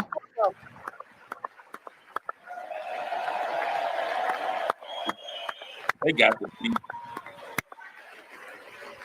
Heart full of female. Look at that. Look at that. Look at God. Yes. Yes. Won't he do it?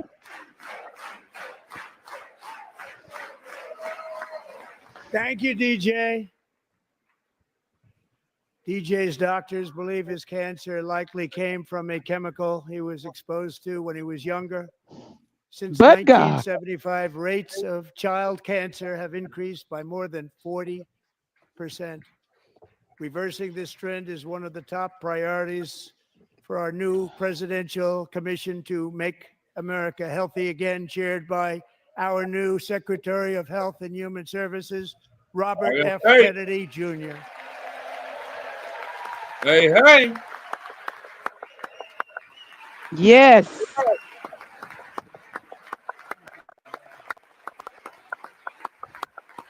The man.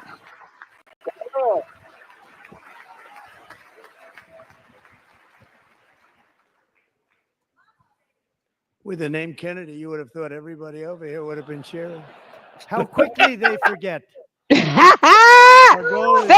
Said Dr. Trump. Our environment, poisons out of our food supply, and keep our children healthy and strong. And get them poisonous people out of here too. Not long ago, and you can't even believe these numbers, 1 in 10,000 children had autism. 1 in 10,000. Oh my God. And now it's 1 in 36. There's something wrong. 1 in 36. Think of that. So we're going to find out what it is, and there's nobody better than Bobby and all of the people that are working with you. You have the best to figure out what is going on. Okay, Bobby, good luck. It's a very important job. Thank you. Good job.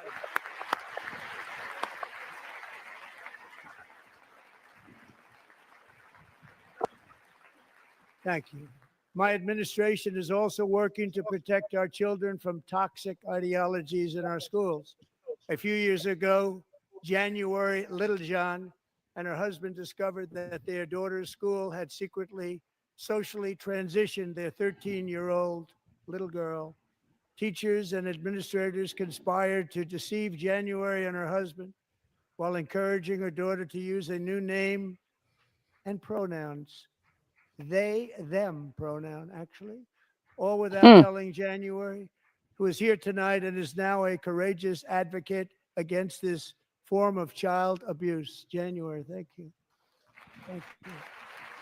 Thank you very much. Thank you.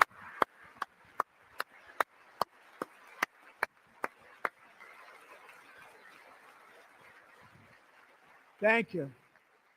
Stories like this are why, shortly after taking office, I signed an executive order banning public schools from indoctrinating our children with transgender ideology.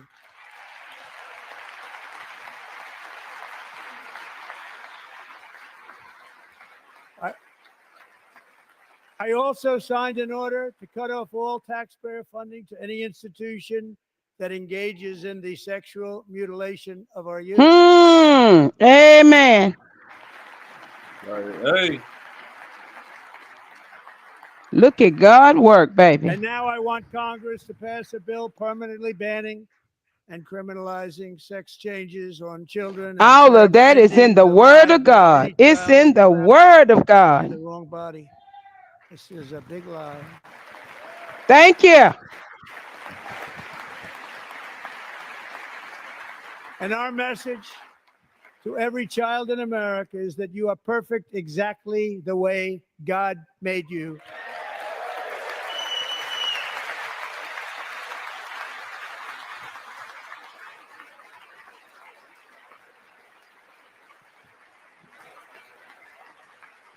Because we're getting wokeness out of our schools and out of our military, and it's already out, and it's out of our society. We don't want it. Wokeness is trouble. Wokeness is Yes. bad. It's gone. It's gone. And we feel so much better for it, don't we? Don't we feel Yes. better? Our service members won't be activists and ideologues. They will be fighters and warriors. They will fight for our country. And Pete, congratulations. Secretary of Defense, congratulations.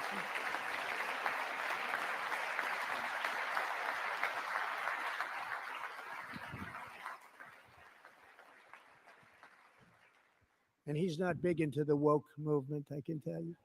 I know him well.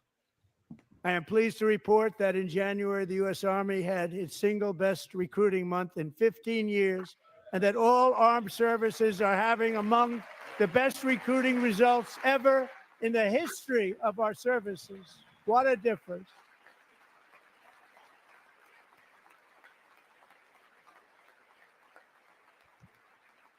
And you know, it was just a few months ago where the results were exactly the opposite. We couldn't recruit anywhere. We couldn't recruit. Now we're having the best results just about that we've ever had. What a tremendous turnaround. It's really a beautiful thing to see. People love our country again. It's very simple. They love our country and they love being in our military again. So it's a great thing. And thank you very much. Great job. Thank you.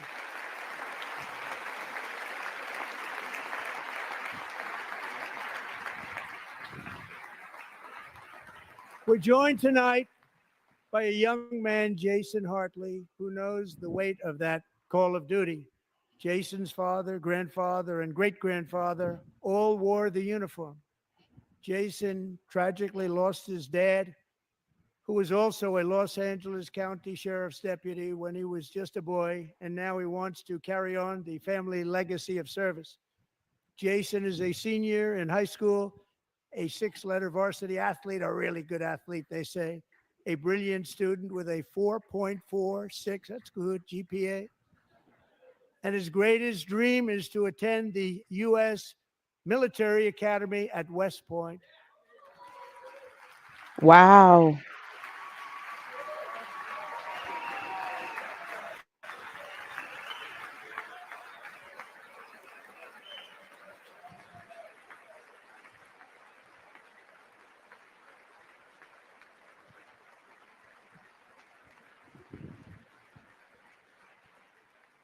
And Jason, that's a very big deal getting in. That's a hard one to get into. But I'm pleased to inform you that your application has been accepted.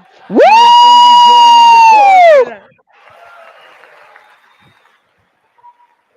But he's racist. Miss me with that nonsense. He really dispelling all the narratives tonight. He sure Yes, he is. Did he just get a presidential appointment to the academy? Yes, he did. Oh shit. Yes, he did. Wow. In real time. Won't God do it? Jason, you're going to be in the long gray line, Jason. As Commander-in-Chief, my focus is on building the most powerful military of the future. Hey! First step, I'm asking Congress to fund a state-of-the-art Golden Dome missile defense shield to protect our homeland, all made in the USA.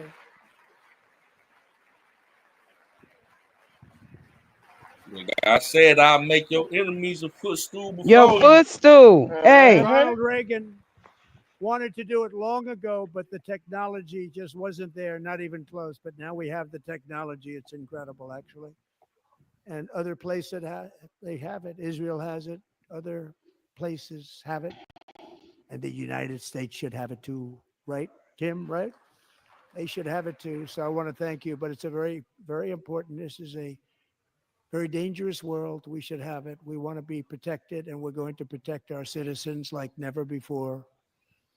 To boost our defense industrial base, we are also going to resurrect the American shipbuilding industry, including commercial shipbuilding and military shipbuilding.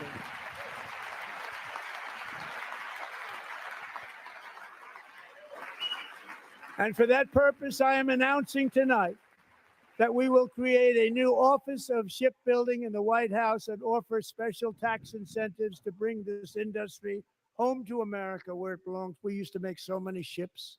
We don't make them anymore very much, but we're going to make them very fast, very soon.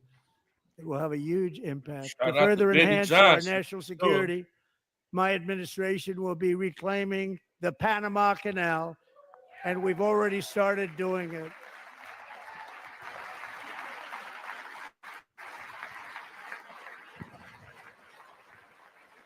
Just today, a large American company announced they are buying both ports around the Panama Canal and lots of other things having to do with the Panama Canal and a couple of other canals. The Panama Canal was built by Americans for Americans, not for others, but others could use it. But it was built at tremendous cost of American blood and treasure. 38,000 workers died building the Panama Canal. They died of malaria. They died of snake bites and mosquitoes. Not a nice place to work. They paid them very highly to go there, knowing there was a 25% chance that they would die. The most expensive project also that was ever built in our country's history, if you bring it up Yeah, to we know modern Benny. day He costs. down there in Capitol Hill. It was given away by the Carter administration for $1. Y'all, yeah. But that He agreement has already been got his violated own very little room and severely. everything. We didn't give it to China. We gave it to Panama, and we're taking it back.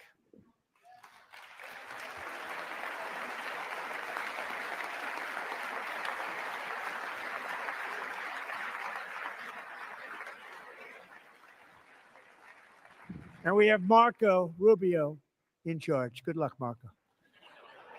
Now, we know who to blame if anything goes wrong. Marco's been amazing, and he's going to do a great job. Think of it. He got 100 votes. You know, he was approved with actually 99, but the 100th was this gentleman, and I feel very certain. So let's assume he got 100 votes. And I'm either very, very happy about that or I'm very concerned about it. But he's already proven. I mean, he's a great gentleman. He's respected by everybody, and we appreciate you voting for Marco. He's going to do a fantastic job. Thank you. Thank you. He's doing a great job. Great job. Hey, Eddie, I'm trying to make sure And I voices for also the have a voices down message there for the tonight next for the Black incredible History people Month. of Greenland. We strongly support your right to determine your own future. And if you choose, we welcome you into the United States of America. We need Greenland for national security and even international security. And we're working with everybody involved to try and get it. But we need it really for international world security. And I think we're going to get it. One way or the other, we're going to get it. We will keep you safe. We will make you rich, and together we will take Greenland to heights like you have never thought possible before. It's a very small population, but very, very large piece of land and very, very important for military security. America is once again standing strong against the forces of radical Islamic terrorism. 3.5 years ago, ISIS terrorists killed 13 American service members and countless others in the Abbey Gate bombing during the disastrous and incompetent withdrawal from Afghanistan. Not that they were withdrawing, it was the way they withdrew. Perhaps the most embarrassing moment in the history of our country. Tonight, I am pleased to announce that we have just apprehended the top terrorist responsible for that atrocity, and he is right now on his way here to face the swift sword of American justice.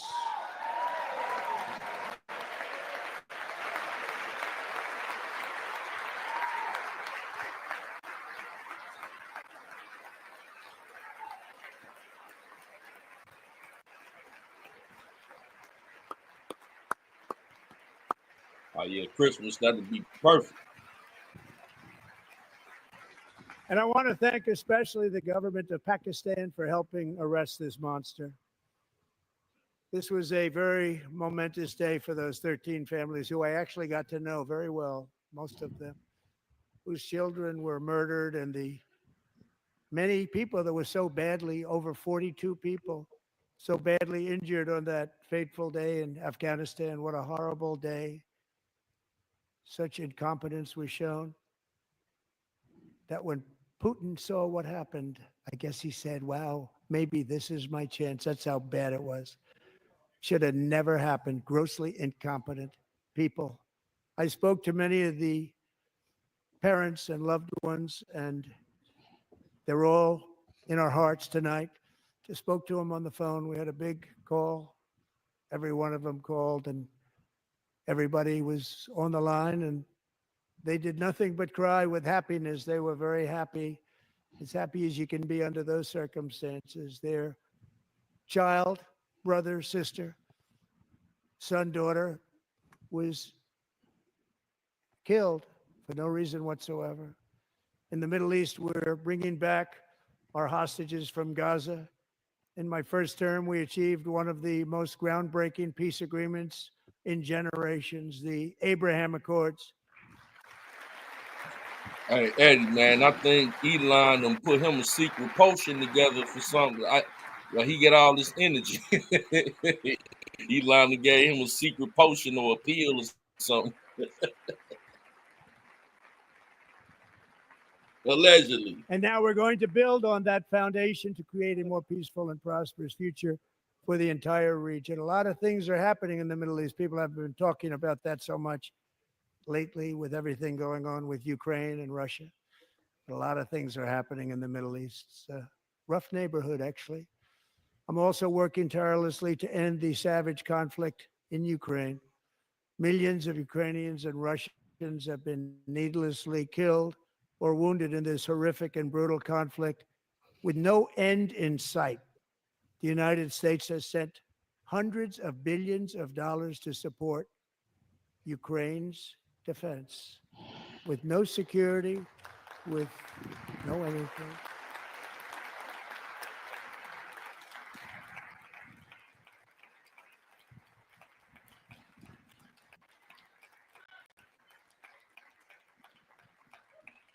Do you want to keep it going for another 5 years? Yeah, you would say Pocahontas says yes.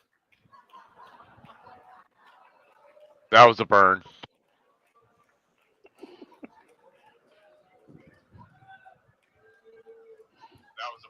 2,000 people are being killed every single week. More than that. They're Russian young people. They're Ukrainian young people. They're not Americans, but I want it to stop. Meanwhile, Europe has sadly spent more money buying Russian oil and gas than they have spent on defending Ukraine by far. Think of that. They've spent more buying Russian oil and gas than they have defending. And we've spent perhaps $350 billion, like taking candy from a baby. That's what happened. And they've spent $100 billion. What a difference that is. And we have an ocean separating us, and they don't. But we're getting along very well with them, and lots of good things are happening. Biden has authorized more money in this fight than Europe has spent by billions and billions of dollars. It's hard to believe that they wouldn't have stopped it and said at some point, come on, let's equalize. You got to be equal to us. That didn't happen. Earlier today, I received an important letter from President Zelensky of Ukraine. The letter reads, Ukraine is ready to come to the negotiating table as soon as possible to bring lasting peace closer. Nobody wants peace more than the Ukrainians, he said. My team and I stand ready to work under President Trump's strong leadership to get a peace that lasts. We do really value how much America has done to help Ukraine maintain its sovereignty and independence. Regarding the agreement on minerals and security, Ukraine is ready to sign it at any time that is convenient for you. I appreciate that he sent this letter, just got it a little while ago. Simultaneously, we've had serious discussions with Russia and have received strong signals that they are ready for peace. Wouldn't that be beautiful? Wouldn't that be beautiful?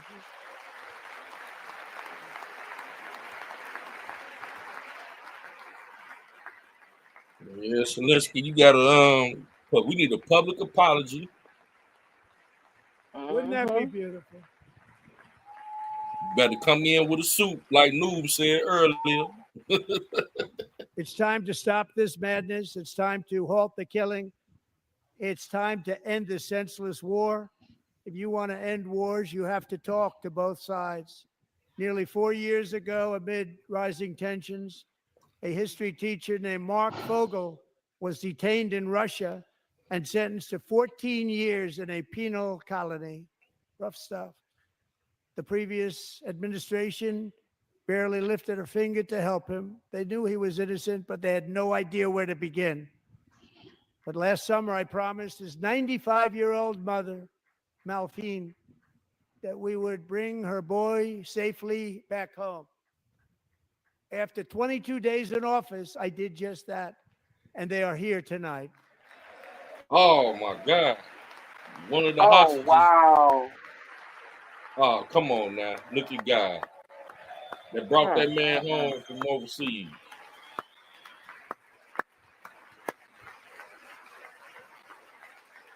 Now they ain't clapping for that.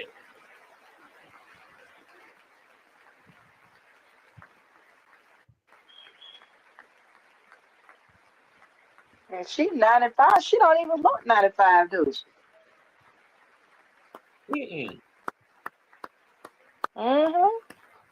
Like about 75. I know. That's what, yo. To Mark and his great mom, we are delighted to have you safe and sound and with us. As fate would have it, Mark Fogel was born in a small rural town in Butler, Pennsylvania. Have you heard of it? Where his mother has lived for the past 78 years. I just happened to go there last July 13th for a rally. That was not pleasant. And that is where I met his beautiful mom right before I walked onto that stage. And I told her I would not forget what she said about her son. And I never did I? Never forgot. Less than 10 minutes later, at that same rally, gunfire rang out, and a sick and deranged assassin unloaded 8 bullets from his sniper's perch into a crowd of many thousands of people. My life was saved by a fraction of an inch, but some were not so lucky. Corey Comparator was a firefighter, a veteran, a Christian, a husband, a devoted father, and above all, a protector. When the sound of gunshots pierced the air, it was a horrible sound. Corey knew instantly what it was and what to do. He threw himself on top of his wife and daughters and shielded them from the bullets with his own body. Corey was hit really hard. You know the story from there. He sacrificed his life to save theirs. 2 others, very fine people, were also seriously hit. But thankfully, with the help of 2 great country doctors, we thought they were gone and they were saved. So those doctors had great talent. We're joined by Corey's wife, Helen, who was his high school sweetheart, and their 2 beloved daughters, Allison and Kaylee. Thank you.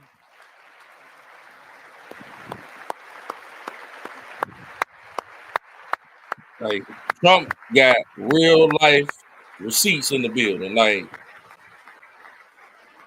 these people got to be sick to not feel the energy, like the sincerity.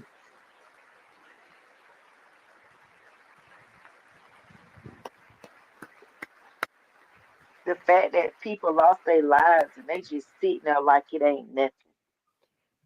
To Helen, Allison, and Kaylee, Corey is looking down on his 3 beautiful ladies right now, and he is cheering you on. He loves you. He is cheering you on. Corey was taken from us much too soon, but his destiny was to leave us all with a shining example of the selfless devotion of a true American patriot. It was love like Corey's that built our country, and it's love like Corey's that is going to make our country more majestic than ever before. I believe that my life was saved that day in Butler for a very good reason. I was saved by God to make America great again. I believe that. Amen, Trump. Thank you. All right, guys. I don't know if I am being put on right now or not, but I am talking to somebody in active chat that claims to be real Elon Musk. Where about From the Noobs? Patriots of No, it's not Lexington whereabout. and It's in private to the chat. heroes of Oh, it's in private Gettysburg and chat. Now he Normandy, have from been warriors messaging who people crossed in the private Delaware chats. to the trailblazers And who so climbed the Rockies, and from the legends who soared at Kitty I'll Hawk print a transcript of to it the later. astronauts who But I touched mean, the moon. I don't know. I think it's Americans kind have of always strange been that the if it's people who him, he's at the defied State of the all Union odds, address right now. Why is he talking to me? Exactly. But they it's made the most extraordinary but sacrifices he and may be, whatever you it know, took that man got to a lot defend our going on. children, He our may be country, and our texting too. freedom. And as we Yeah. have seen in this chamber I tonight, will show you guys a that same transcript strength, a faith, little bit love, and later on. spirit is Okay. still alive and thriving in the hearts Ask him of the a American question people. that only you would Despite the know. best efforts of Ah, those who would jeez. try to censor us, silence us, break us, destroy I us, got an email from Americans are from today a proud, Elon free, Musk sovereign, and yesterday. independent nation that I get will emails from somebody Dude, named always this Elon be guy, Musk all the it free, time. sounds like and we Elon. will What fight should I for ask it him? till death. Ask We him will never let anything ask him happen what to did he us. tell Terrence? What did he and Terrence talk about? fighters and survivors. What's the answer? Our ancestors. crossed the Terrence, ask him. Ask him when was the last? When did he reach out to Terrence K. Williams? When did he last?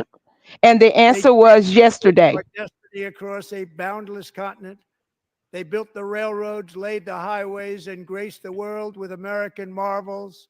As the for Empire 200 State million. Building, the mighty Hoover Dam, and the towering Golden Gate. Now ask him for They lit the tell him your sister want to come work for Doge. gravity, fired up the engines of American industry, vanquished the communists, fascists, and Marxists all over the world, and gave us countless modern wonders sculptured out of iron, glass, and steel. We stand on the shoulders of these pioneers who won and built the modern age.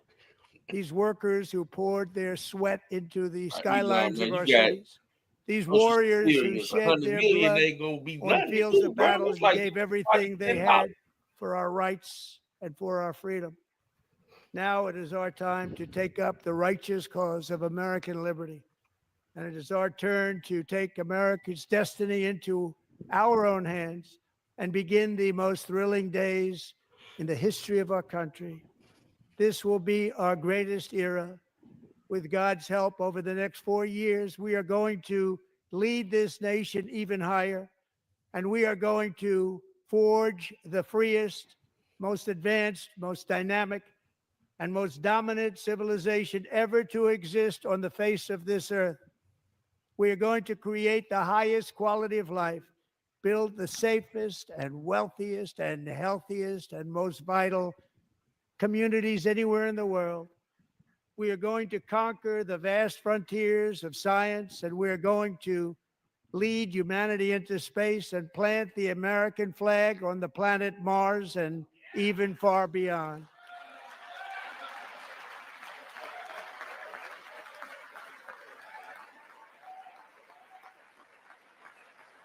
So if this was legit, and I have a connection with Elon, And through it all, his we are private going account to rediscover on the X. unstoppable power of the American spirit. And we are going to renew unlimited promise of the American dream. Every single day, we will stand up. I believe it's and him. we will fight for the country our citizens believe in and for the country our people deserve.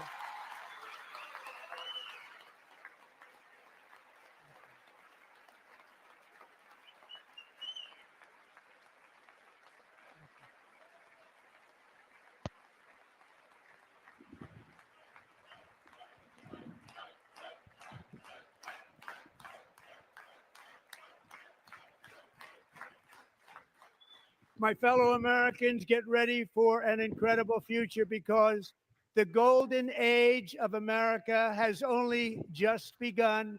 It will be like nothing that has ever been seen before. Thank you. God bless you, and God bless America.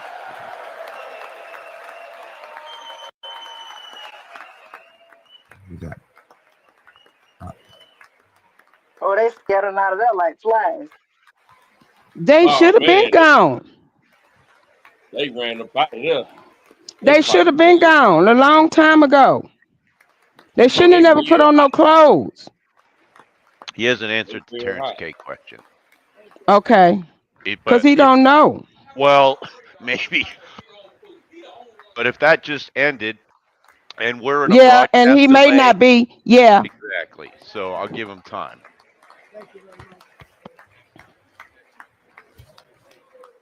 Did he and Terrence K have a personal conversation yesterday? He reached out to Terrence K because Terrence K reached out to him, sent him a message about doing away with something that was going to be okay. Ladies and gentlemen, that was just rowdy. That was just amazing. Donald Trump at his absolute best. Yes. Just the absolute best. Okay, let's pop on over. If we have, there we go. C-SPAN. The White House feed just ending there. Donald Trump greeting the generals Just an unbelievable speech. How do you boo? How do you not clap for that speech? How do you boo during that speech? How do you do? What exactly are you booing? Speech centered entirely on American greatness and on making this country great again, on fixing so many of the problems, on honoring young boys who have brain cancer and making them honorary Secret Service agents. In tear-jerking moments, Sean Curran, the new head of the Secret Service, that was probably the moment of the night. And Democrats couldn't even stand for it. Democrats couldn't stand and clap for Laken Riley's mother. These goblins, the absolute bloody cheek of these people to stand for one thing. They stood up and screamed at Donald Trump. One of them had to be forcibly removed. His name was Al Green. And he should have been gone. It was sick to watch. They stood there with their stupid little cards and their little like protest buttons, yelling and shouting. Again, the sergeant at arms had to come in and remove Democrats physically. 78-year-old Al Green shaking his cane.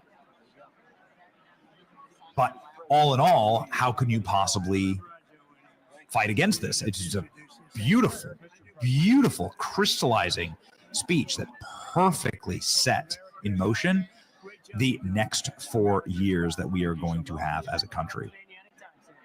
Danny Derbina is joining us. You know Danny, one of our intrepid producers at the program, and also a great film host. So thank you for that, Danny, hosting us here in DC. Trump snap. What's your takeaways, brother? Man, what a night. We saw so many amazing moments there. Of course, we saw President Trump when he appointed America's newest Secret Service agent, a 13-year-old with terminal brain cancer diagnosis. And what was shocking about that is, Democrats sat on their hands. They couldn't even muster up a single applause. And it's like, it's pretty remarkable. And you have that. But then Trump just laying out a masterful speech, really with a resounding message that America is back. That was his first line, I believe. He walked out and he addressed the nation, telling him America is back. No longer do we have the years of a bumbling president who can't muster up a speech for 5 minutes. President Trump was there for two hours giving a speech riddled with some amazing moments. So I was, there we go. We see Trump right there with MTG. I thought it was a really, really great speech, and what a way to kick off the next 4 years. What was your favorite Trump positive line from the speech? Because obviously him kicking out, Al Green getting kicked out is funny. I've never seen that happen ever. And we've seen some rowdy moments at these States of the Union. We've seen Nancy Pelosi rip up Trump's speech. We've seen Marjorie Taylor Greene yell about Laken Riley. And we've seen Lauren Boebert, who was here with us earlier, say, she screamed at Joe Biden about the wall and then about the Afghanistan soldiers who were killed with a suicide bomb that President Trump honored. So we've seen these back and forth, and this gets a lot of the attention. But what do you think was sort of the set piece for President Trump's policies that he put forth that was your favorite? There were so many great moments. A moment I really loved when he was talking about the Gulf of America. It's so Trumpian. It's so fantastic. And I love that he brought that into his speech to his State of the Union. I also loved how he forced Democrats to sit through him laying out the successes of the last, 30-something days. And he even, Democrats have pitched a fit the past week about sort of negotiations with Ukraine and Russia. And he went out there and he said, you know what? They're actually coming to the table now, ready to negotiate, once again showing that the art of the deal is alive and well, something that the Democrats haven't quite caught up to. So I thought that was really cool. They had to sit through that, which must have been a miserable experience for them. But he laid out success after success, and I just thought it was a really, really powerful speech heading into the true American golden age that we're going to have for the next 4 years. Yeah, man. My favorite net positivist moment when Trump wasn't interacting with the audience was It's very simple, but it's when President Trump said, I know in my heart that God saved me. I believe it. I know it. I know God saved me. When he was talking about Butler. And that I got emotional listening to that. The moral clarity on that, the moral clarity on the trans issue, the moral clarity on the right to life, the moral clarity that President Trump has right now rings like a bell. He did not have it the same way. It wasn't the same force of will that he had in the first term. All right, so I mean,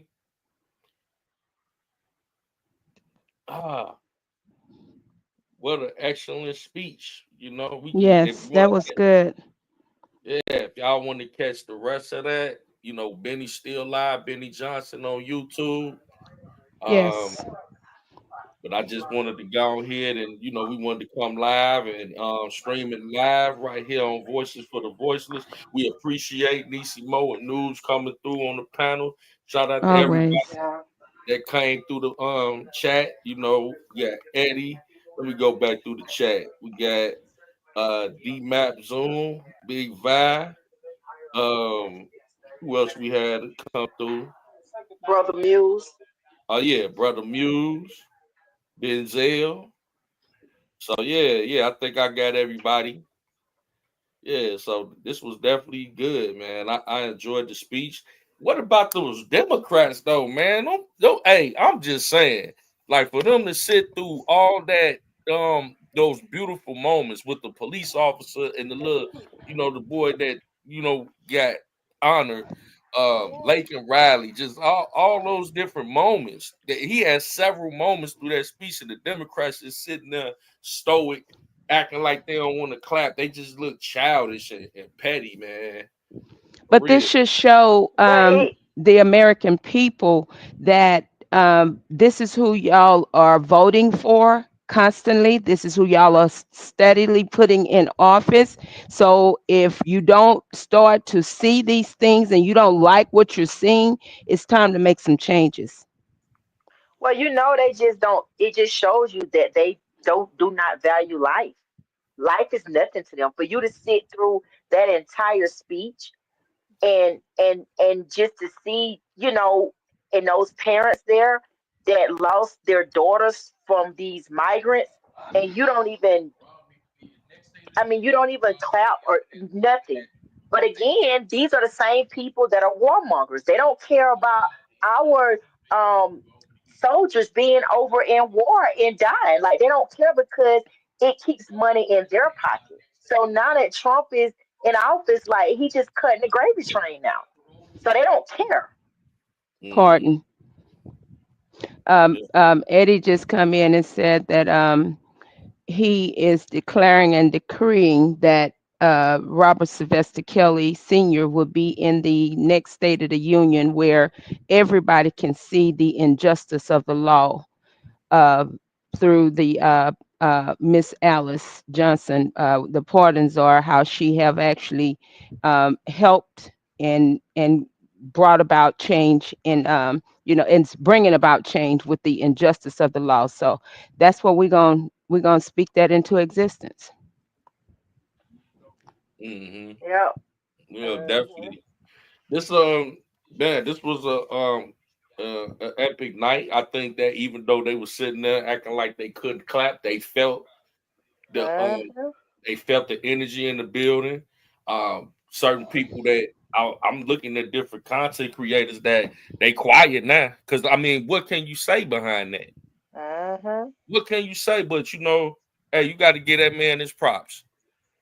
And they can stop it with the racist remarks and all of the stuff that make them, that we already know, the people that look like us. That's where I'm looking at the races.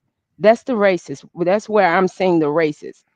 Oh my God! I mean, you had the Jasmine Crockett's and the Hakeem Jeffries in the building and all of that, and they just look childish and stupid. Straight ghetto. I mean, ghetto, next level ghetto. And at the end of the day, the question that we all should have, are we looking for this country to go back to looking like it was looking when Joe Biden and Kamala Harris was in office, or are we looking to move forward? Because if we're looking to move forward, we got to start working on that now. Absolutely. Absolutely. And we got a leader in position that, you know, he prepared and he got the vision. And like you said, all that drama that went down with Zelensky and all of that, now they trying to come back to the table. No, we don't. You first of all, you owe us, the American people, us an apology to our president and to our vice president. That's how that's gonna go down. So President Trump, Elon Musk, and Vice President JD, we that's the only way we're gonna accept anything of this man coming back into that White House, because he don't deserve to. You can meet him at the front lawn, because as far as I'm concerned, he don't need to be in the White, not in the Oval Office. Yeah, he need to issue a public apology, put on a suit, get a shot, get his beard trimmed up, get a lining, and come in there the correct way with the proper attitude. You know what I'm Because saying? Elam can put on a suit, you can put on a suit. Since Right. y'all claim that Elam, he comes and he don't even have on the suit and he disrespecting the Oval Office, but y'all ain't said a word about this crackhead disrespecting the president and the vice president. Mm-hmm. Yeah, and we need a formal, a sincere apology to the president of the United States and the vice president. But Jeff, can we even accept that? The reason why I'm asking this question, can we even accept that being a sincere apology? Because if I recall, the same dude left our Oval Office and went straight to the UK, and they gonna try to demand what we better do and what we should be doing to this little dude. And then you gonna all of a sudden come up with because I heard him on Fox, and they kept asking him on Fox, do you want to apologize? Do you feel bad about what happened? He felt nothing. Yeah, I saw that. He felt nothing. But see, with him, Only thing that dude want is money. Yeah, and his ego is through the roof. You know, You ain't getting no more money. You can hang that up. If you better go find that money, y'all done buried somewhere, because you ain't getting no more money. Yeah. See, and then we talking about getting no minerals about you. So we're gonna be over here. Get the only way that that Putin don't stay off your ass if it's American troops in Ukraine securing Ukraine. And the only way only way we gonna be over there if it's gonna benefit us. And Thank you. And you done got your benefits, dude. Y'all done got y'all benefits. We don't want you only thing you need to do is bring the paperwork so we can sign the paperwork. And that's it, and that's all. No, nothing else. We can do that at the front lawn. At the beginning, when you come in through that gate, that's what we can do that at. We don't even need you to come all the way in. Exactly. Because he was just too out of pocket. He was too disrespectful, you know. Well, he was too comfortable because that's what he's used to doing with the previous administration. So But they said they showed where he disrespected Biden. Mm-hmm. Well, that's what I'm saying. That wouldn't surprise me if he that's why I say he's so used to that. So he used to doing that, and Biden again, they little scam that they had going on and that whole laundering of money and everything. Yeah, Biden sat there and he took the disrespect because, I mean, when you think about it, Zelensky, in a lot of ways with the United States and all of them that was involved in that laundering and stuff, like, hey, he had them in his back pocket. So I'm just wondering how much money underground that's going from these cages underground with these other people. I bet these people got some stuff going on. Yeah. I think, man, tonight Trump shook up the political arena with his speech, and even the Democrats, they gonna be crying and boo-hooing and all that tomorrow about what happened tonight. But at the end of the day, a lot of them are gonna have a change of heart, I believe. I think so And too. Green wanted to be kicked out, y'all. He literally wanted to be kicked out. This is going to this is how he's gonna come back here to Texas and start with that bull crap. Mm-hmm. Well, they're gonna have to have a change of heart because when you really think about it, like the American people was able to sit and witness that, you know, and anybody, I don't care if you're a Democrat or you're not, to sit there and see, you know, the compassion that Trump had for those families and for people that have lost their lives, that gives you that puts that yeah, it does. It changes that heart, like regardless of how you feel about him or what you don't like, you still can't deny the heart that this man has for this country. Like you just can't deny that. So you know, it puts his morals in the right perspective for the whole world to see, because the world has painted him to be such a monster, uncaring individual that he doesn't even have a heart for his own wife. His wife don't even want to be around him. You know, these people have done so much. And with them saying that they mouth can cost them $900 million for their mouth. You know? So that's why I say the more they put their mouth on this man, the more they're just making him more credible and likable. Now, what people have to now, you know, with that like Jeff said with JD Vance, and when he you know, that meeting with Zelensky, you know, JD Vance has somewhat been in the shadows. Trump only got 2 good years in office, really. You know, he's 4. So now it's like trying to push JD up, you know? And that was why they were saying the Democrats were saying, well, why did he have JD in there? Because first of all, JD is going to be our next president if y'all did not know that. And that's letting you know you're not going to push him over. Right. That's why Trump let him get down on Zelensky. He let him get down on Zelensky. but y'all, when Trump was, y'all know how Trump talked with his hand. when he pushed Zelensky, so like, oh, I said, Lord, hit it. He started to touch Zelensky. He's like, bro, you lightweight. Like, hold on, now, you getting a little too. Hey. And then when he said, y'all, what? Trump said, hold on, we ain't gonna do nothing. We ain't gonna feel it. Yeah, y'all gonna feel it. You like, well, you gonna tell us what we gonna feel. You know what I'm saying? You ain't in no position. You over here begging for money, telling us what we gonna feel. What we gonna feel. Now you gonna feel what I'm finna give you in just a few minutes if you don't calm down. And that ain't nothing, so get out of him. And he left with nothing. He run out of there so fast, running over there to the UK. And this dude really think he finna get some money for this mineral. Dude, you ain't getting no money. You ain't getting no money. I don't know if you understand that or not. You're not getting any more money. You got enough money, bro. More than enough. The money belongs to the true American citizens, us. You're not getting no more money. And we want to know where you said all the money that you did not get. We want to know where's that money? Who got that money?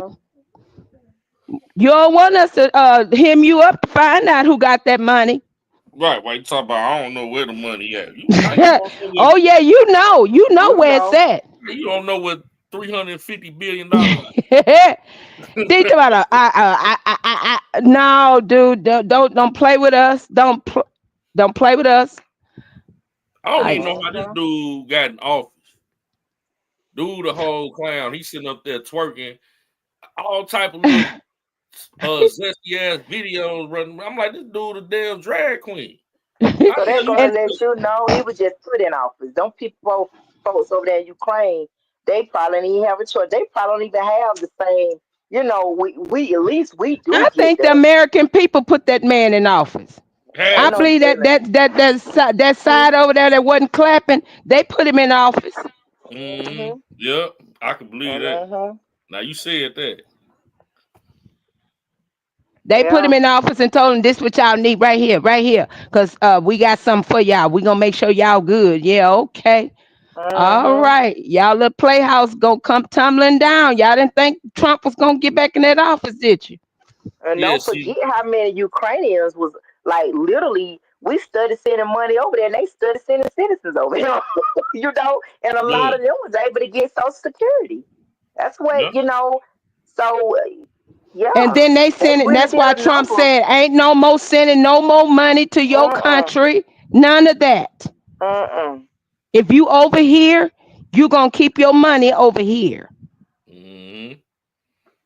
America first. Yeah.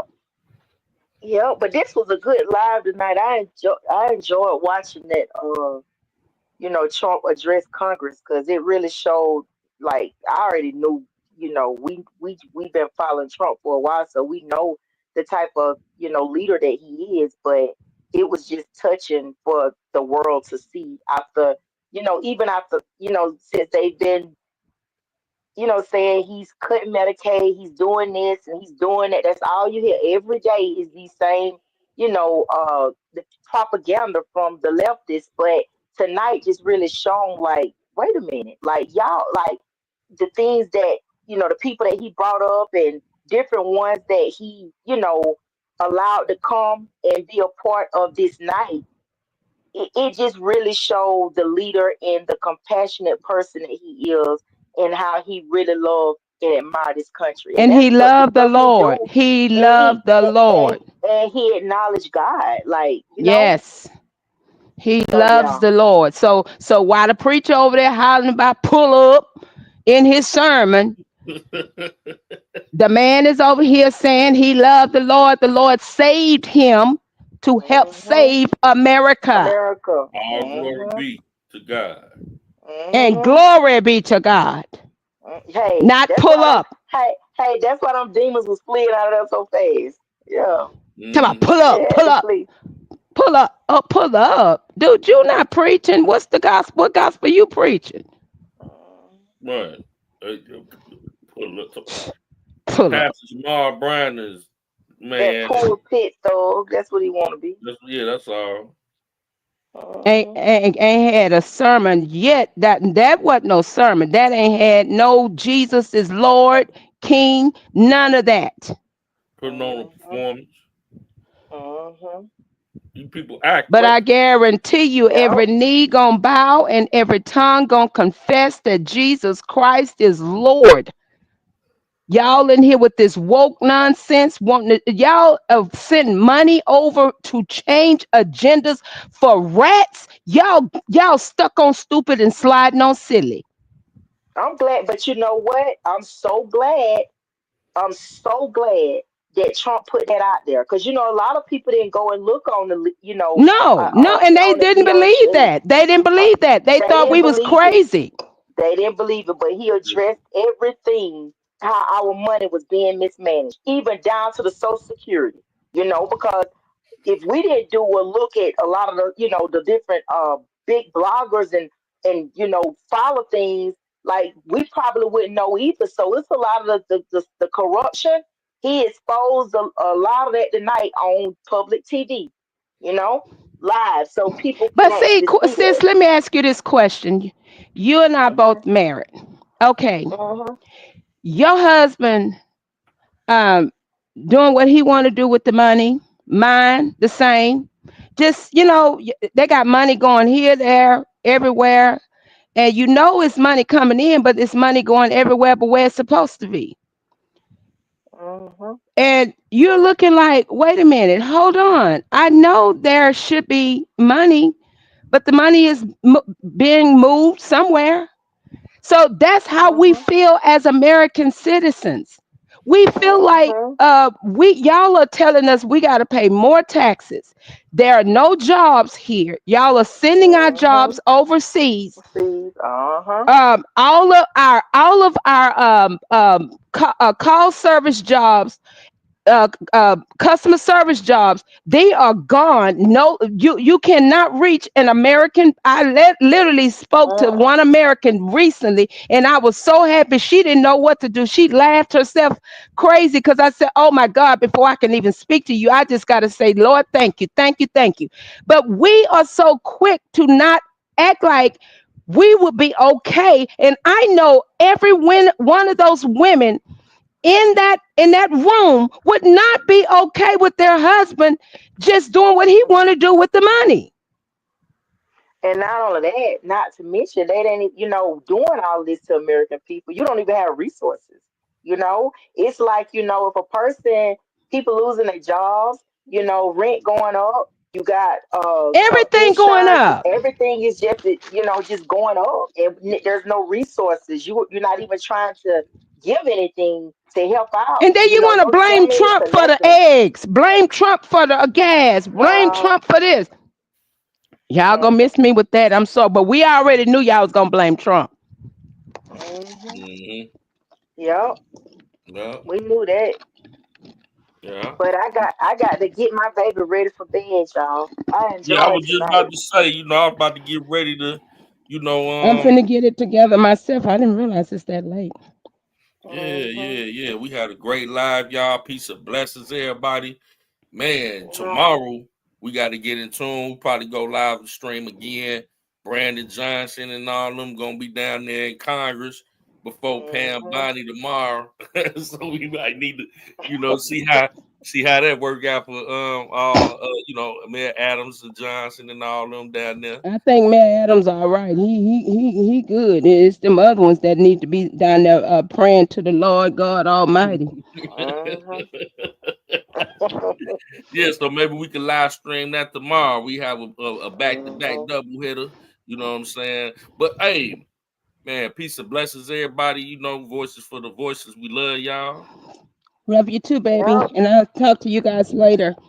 Okay. All right, love y'all. All right. Have a good night. You too. Good night. Okay, good night.